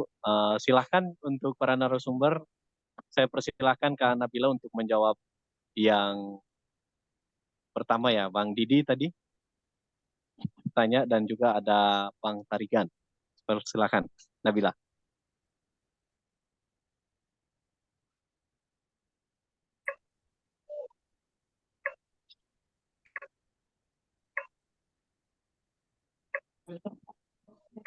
Halo Kak Nabila, Apakah ada? Baik. Sepertinya kendala jaringan ya. Dipersilahkan dulu untuk Bang. Nah, sekarang saya dari Bang Andika nih. Ada pertanyaan tadi di pertanyaan kedua, mungkin karena Bang Andika tadi yang menyebut bahwa Braille itu merupakan identitas kita sebagai tunanetra, dan ada pertanyaan dari peserta. Jadi mungkin dijawab dulu yang nomor 1 ya. Itu ada pertanyaan dari Bang Didi, dan juga yang kedua dari Bang Tarigan. Dipersilahkan Bang Andika. Oke, terima kasih untuk pertanyaannya ya dari Bang Tarigan. Mungkin saya menyampaikan tadi ya mengapa itu identitas kita, dan saya mengibaratkannya itu seperti tongkat. Apa sih hal yang mendalaminya gitu ya? Seperti kita ketahui, tulisan yang diresmikan pertama kali baik di dunia dan di Indonesia, khususnya kaum tunanetra, yaitu adalah tulisan Braille. Itu. Karena dengan tulisan Braille itulah pertama kali tunanetra di seluruh dunia ataupun Indonesia sendiri mengetahui berbagai banyak ilmu. Ya. Meskipun sekarang sudah ada yang namanya pembaca layar, meskipun sudah ada yang lainnya, itu hanya alat penunjang. Gitu. Jadi maka saya jadikan itu identitas gitu. Dimanapun tunanetra, pasti kamu bisa Braille nggak? Pasti banyak yang bertanya seperti itu. Kalau kita sebagai misal di sekolah atau di mana, pasti orang bertanya itu, kamu sekolah di mana? Sekolah di inklusi. Tulisannya Braille. Pasti orang kan bertanya seperti itu gitu. Karena seperti itu, makanya saya ibaratkan dengan tongkat, sama dengan tongkat tadi. Pasti orang sudah tahu kalau kita pakai tongkat putih, ada warna merahnya, oh dia tunanetra gitu kan. Ya kalau misalnya abangnya tadi bilang, kan banyak juga orang tidak tahu Braille, dengan tongkat juga orang tidak tahu gitu. Soalnya kenapa? Dulu ada pengalaman teman saya berjalan pakai tongkat putih, yang tongkat tunanetra, dia jalan tuh, tiba-tiba mukul kena sepeda orang, kena pukul, jitak sama orang itu jadi dia nggak tahu kalau itu tunanetra, gitu. Dijitak sama orang itu dia, padahal dia lewat gitu, sepeda di pinggir jalan, cuman ketabrak doang gitu. Dijitak sama orang itu. Nah, jadi itu makanya saya ibaratkan Braille itu sebagai identitas, karena itu awal kita membuka jendela dulu. Tunanetra itu mengetahui ilmu-ilmu dari 1847 tadi sampai sekarang, itu karena banyak membaca Braille tersebut. Makanya saya anggap itu dasarnya, intinya gitu. Makanya harus sebagai identitas kita. Yang lain-lain itu penunjang, seperti laptop, HP, sebagai itu cuma penunjang gitu. Dan menggunakan hal tersebut kita tidak membaca juga, kita hanya mendengar sebenarnya. Makanya Braille itu adalah identitas kita untuk membaca. Kita dikatakan membaca kalau kita menggunakan tulisan Braille. Tuh. Kita dikatakan membaca, kita menggunakan tulisan Braille. Yang nomor 1 tadi, coba Bang, apa tuh pertanyaan, saya nggak lupa. Yang Bang Didi. Itu boleh nggak nanggapi Mas? Kak gitu. Sebentar Bang. Gimana Bang? Sebentar Bang. Oh iya, nggak boleh. Ya, silakan itu Kak.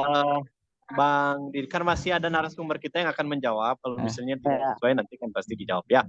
Silakan Bang Didi, tadi pertanyaan apa tadi? Mohon maaf. Oh, minat, motivasi sama semangat belajar Braille Kak, khususnya untuk Arab Braille kayak gitu. Oke. Untuk meningkatkan semangat kita, motivasi kita, harus memiliki rasa butuh dulu Bang. Gitu. Kita butuh tidak? Orang itu tidak akan punya minat kalau dia tidak merasa butuh. Gitu.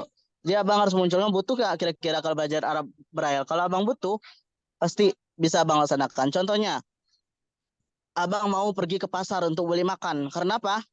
Karena Abang butuh kan? Nah itu, jadi pasti begitu.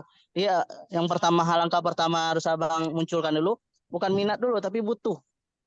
Kalau cuma minat, cuma niat, cuma yang lain yang ada, tapi harus punya rasa butuh dulu. Kalau kita udah butuh, baru kita bisa melaksanakan semuanya. Gitu.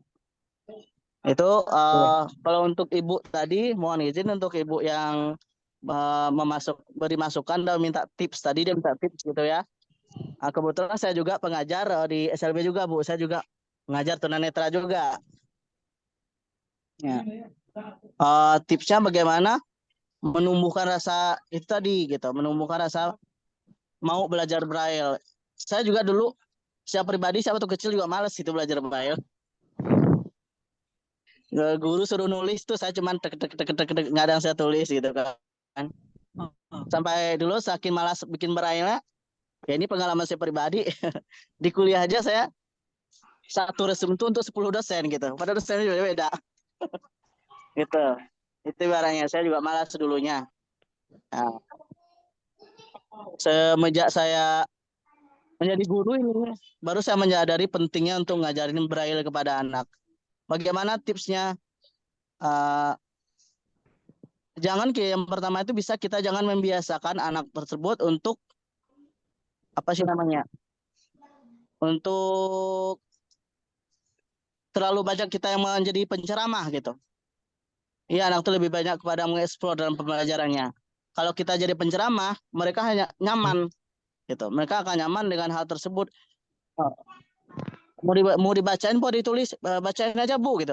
Jadi ibarat kita jangan memberikan pilihan seperti itu. Ya udah, kalau ketentuan udah nulis ya udah nulis gitu.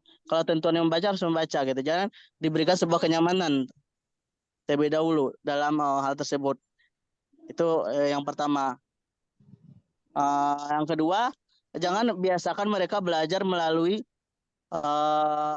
pendengaran. Ibarat pendengar itu jadikan penunjang. Biasakanlah mereka belajar dalam membaca gitu. Kalau mereka dibiasakan belajar melalui pendengaran, mereka lebih nyaman. Soal pendengaran itu nggak menguras tenaga. Kalau braille menguras tenaga, nulisnya, bacanya, tenaga minta ampun. Membaca 5 braille aja itu udah pegal tangan. 5 lembar braille. Saya waktu SMA dulu 1 jam tuh mencatat 20 lembar braille. Itu tangan nggak tahu rasa tuh.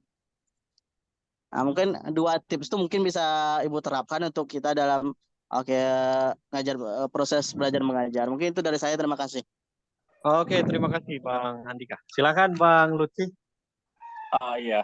Jadi pengalaman Bang Andika ini saya kayak bernostalgia gitu ya. Ini sisi lain dari braille teman-temannya, tapi ini sisi negatif. Ada guru lagi di sini. Jadi di sekolah inklusi dulu, saya sering ngejahilin guru pakai braille. Jadi benar seperti Bang Andika tadi ya, kalau saya datang malasnya, misalnya ada PR apa gitu ya, ada PR apa, saya majuin catatan yang sama. Ini Bu, saya sudah kerjain, terus saya bacain paling yang saya baca hafalan saya. Nah itu sisi lain ya, penggunaan braille bisa buat jahilin guru, tapi jangan ditiru. Saya jawab dulu yang Mas Didi menumbuhkan semangat dan motivasi dalam braille Arab. Yang pertama adalah saya bukan orang yang religius, tingkat religius saya biasa-biasa aja. Tapi coba deh ke teman-teman yang bisa membaca braille dengan tangan, dengan jari ya, kenikmatannya akan berbeda ketika kita bisa membaca Quran dengan tangan kita langsung. Gitu. Ketika kita bisa membaca Quran enggak dengan hafalan kita. Bayangkan gini Mas Didi main ke masjid, kita Ramadan, kita apa sih namanya itu? Yang nginep di masjid itu apa namanya? Nginep 10 hari terakhir apa namanya? Aduh. Itikaf. Nah, itikaf, sorry. Nah, itikaf ya. Ketika teman-teman kita yang awas buka Quran, kita juga buka Quran. Tuh ya, bayangkan tuh. Kita setara sama mereka. Mereka punya Quran, kita juga punya Quran. Mereka baca Quran, kita juga baca Quran. Jadi bayangkan hal-hal positif yang akan terjadi ketika Mas Didi bisa baca Quran, bisa baca tulis Quran. Sama juga dengan mereka. Apalagi kalau punya cita-cita masuk perkuliahan jurusan agama, ya itu penting banget. Walaupun nanti akan ada meski tidak bisa bahasa Arab apa segala macam, tetap braille itu menunjang begitu. Tapi yang saya rasakan ya, saat ke pengajian, walaupun saya juga nggak rajin-rajin banget, ada kesetaraan di situ, dimana kita nggak hanya bengong aja atau kita hanya baca baca-bacaan kita aja. Contoh misalnya kayak tarbiyah ya, misalnya kayak tarbiyah sebelum materi misalnya ada tahsin dulu, teman-teman kita buka Quran. Nah, sementara kita apa yang kalau kita nggak tahu Braille, kita mungkin hanya mengulang hafalan kita aja, gitu ya. Tapi kalau kita punya Quran sendiri, kita enak kita baca, gitu. Ada kesetaraan di sana. Ada berasa bahwa kamu punya Quran, saya juga punya Quran loh, gitu. Kita nggak ngandelin hafalan kita. Itu yang pertama. Yang kedua, kenikmatan membaca Quran itu, saya aja orang yang malas, beda ketika saya membaca Quran langsung pakai jari saya dan membaca hafalan saya yang nggak seberapa itu. Beda. Ini yang perlu ditanamkan dulu. Ini dalam konteks belajar Braille Arab ya. Demikian juga ketika kita mau belajar Braille yang lain ya. Akan beda kenikmatan membaca. Benar yang dibilang Bang Andika. Saya ingat dulu waktu belajar Braille itu sampai sakit kepala saya.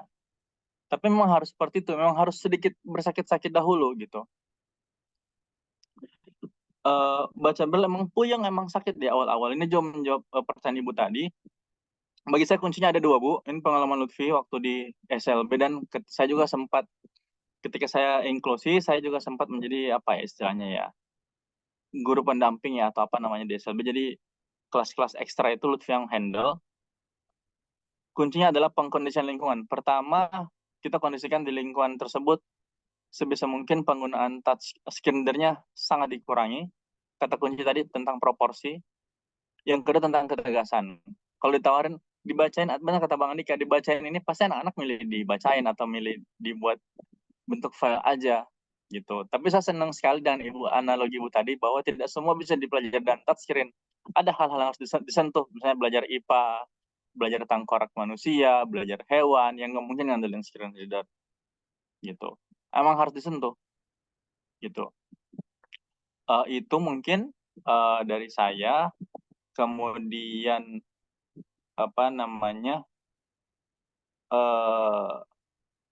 untuk itu mungkin untuk Bang Tarigan mungkin karena tadi analoginya memang identitas gitu. Nah sekarang saya bertanya nih ke teman-teman, seberapa sering sih kita mensosialisasikan bahwa Braille dan tongkat itu identitas kita gitu. Jadi pertanyaannya bukan seberapa banyak orang Indonesia mengenal Braille dan tongkat, tapi pertanyaannya seberapa sering kita mensosialisasikan itu ke teman-teman awas kita.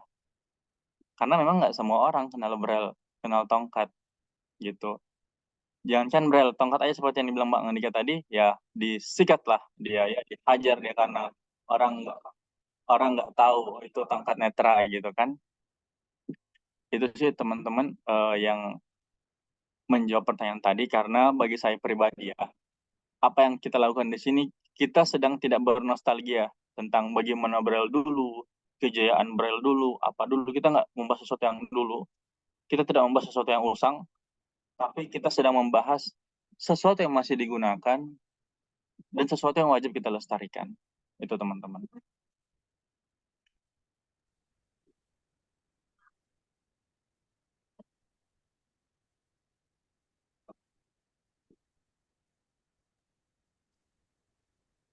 Oke, terima kasih Bang Lutfi. Selanjutnya ada dari Kak Nabila, mungkin ada tambahan lagi berkaitan dengan pertanyaan-pertanyaan yang sudah masuk tadi.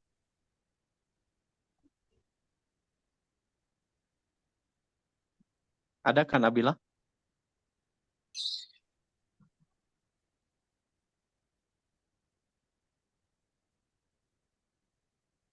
Jaringan ya? Jaringan kayaknya Kak, nggak bisa dia. Oke. Oke, dari Nabila, kendala jaringan, nggak apa-apa. Semoga pertanyaan-pertanyaan yang diajukan dari kakak-kakak peserta semuanya dan juga jawaban-jawaban dari para narasumber kita bisa menjawab apa yang sudah menjadi pertanyaan dari kakak-kakak semua. Simpulannya dari saya, Braille itu memang di saat ini mungkin tidak dibutuhkan, namun Braille juga masih menjadi hal atau aspek penting untuk kita pelajari, karena ketika kita membaca suatu file dalam e-book atau tulisan-tulisan lain di online atau di dunia digital, tentunya kita ingin tahu penempatan dari tanda baca yang dituliskan itu seperti apa. Itulah fungsinya Braille. Semoga kedepannya kita semakin, ya minimal mungkin mengenal secara dasar Braille, sehingga kita punya pemahaman atau penempatan-penempatan tanda baca dan lain-lain itu bisa kita manfaatkan ketika menulis di dunia digital. Mungkin penegasan tambahan mungkin dari para narasumber, atau sudah cukup? Mungkin saya closing statement ya. Ya, silahkan. Pertama, terima kasih buat teman-teman GBM sudah mewadahi ini. Saya berharap ini bukan kegiatan yang terakhir, tapi saya berharap ya mungkin teman-teman GBM bisa melaksanakan lomba-lomba atau kompetisi Braille misalnya, gitu ya. Kompetisi Braille, entah esai atau apa. Dulu waktu kami SLB, saya ingat dulu ya, kami dulu itu ada apa ya, perlombaan antara teman-teman menyingkat kata dan efektif dan menggunakan tossing. Tapi ini untuk bertingkat lanjut ya. Jadi itu salah satu hal, mungkin hal sederhana tapi bisa memotivasi kita buat belajar Braille. Braille itu masih dibutuhkan, tinggal tergantung proporsinya. Gitu. Braille masih dibutuhkan, proporsinya aja. Gitu ya. Seperti itu mungkin dari saya. Intinya Braille itu bukan sekedar huruf, bukan sekedar identitas, tapi di konteks saat ini kita masih butuh Braille. Sebagaimana orang awas masih butuh buku fisik. Di kalangan awas pun menjadi perdebatan. Kita masih butuh buku fisik nggak? Kita masih butuh kertas fisik nggak buat nyatet? Itu juga di kalangan awas juga terjadi. Tapi ada teman-teman yang cara belajarnya mesti nulis, mesti pakai kertas. Nah, sama juga di teman-teman netra juga ada teman-teman yang mesti pakai Braille, mesti pakai ini. Belum lagi kendala-kendala teknis. Jadi bagi saya, selama orang awas masih butuh buku fisik, maka selama itulah netra masih butuh Braille. Thank you. Terima kasih Kak Lutfi. Oke, mungkin dari Bang Andika ada. Ya, mungkin sedikit dari saya. Yang pertama yang perlu kita sadari yaitu Braille itu merupakan penjelasan tadi identitas kita sebagai disabilitas netra. Yang kedua, jika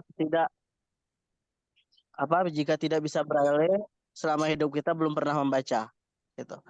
Kenapa saya berikan kita cuma mendengar gitu. Kita belum pernah membaca kalau kita tidak bisa Braille. Mungkin cuma itu dari saya. Terima kasih. Terima kasih. Mungkin Kak Nabila jaringannya sudah lebih baik. Statement penutup Kak Nabila.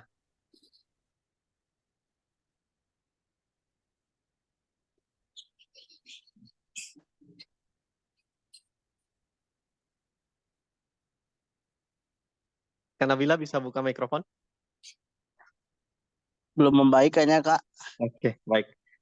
Mungkin dikit lagi Kak, mungkin bagi teman-teman yang belum terjawab pertanyaannya, tersampaikan pertanyaannya, mungkin bisa nanti bertanya di grup ya. Nanti mungkin dijawab oleh para narasumbernya. Terima kasih. Ya, betul. Oke, terima kasih Kak Nabila, Kak Lutfi, Kak Andika. Terima kasih atas kesempatannya hari ini. Senang sekali saya bisa mendengarkan pelajaran, dan kita semua juga mudah-mudahan apa yang kita pelajari bersama di hari ini membawa manfaat untuk kita semua. Dan apapun itu kemajuan teknologi seperti apapun, tetap jangan lupakan tulisan timbul. Terima kasih. Sekian dari saya selaku moderator. Mohon maaf. Mohon maaf apabila dalam memandu diskusi kita hari ini ada kata atau hal-hal yang kurang berkenan. Saya selaku pribadi mohon maaf yang sebesar-besarnya, dan terima kasih atas kehadiran semuanya. Saya kembalikan ke MC. Menanggapi semua. Silakan. Iya, terima kasih. Salam, assalamualaikum warahmatullahi wabarakatuh.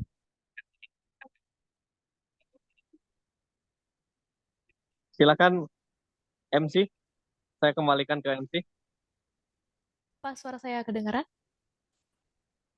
Ya, kedengaran. Silakan. Terima kasih. Oke, silakan Bapak.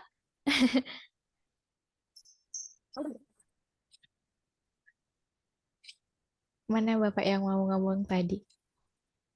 Saya dari Kupang. Oke, silakan sebentar Bapak. Mohon waktunya sebentar ya teman-teman.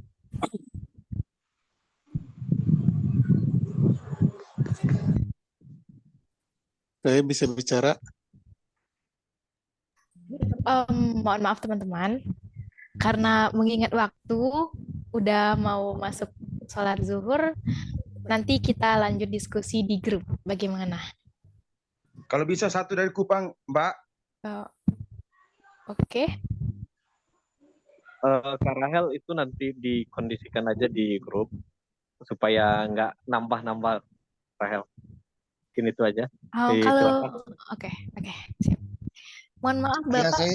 saya setuju, mending langsung ditutup saja karena kalau dibuka diskusinya nggak akan habis waktu gitu, nggak terlalu. Baik. Ya, Terima kasih masukannya. Mohon maaf Bapak yang dari Kupang, boleh di grup saja untuk memberikan statementnya.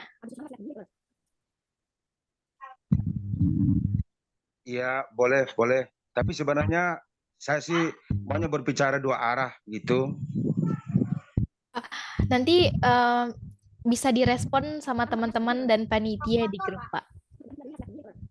Oke, siap. Oke, maaf ya Bapak.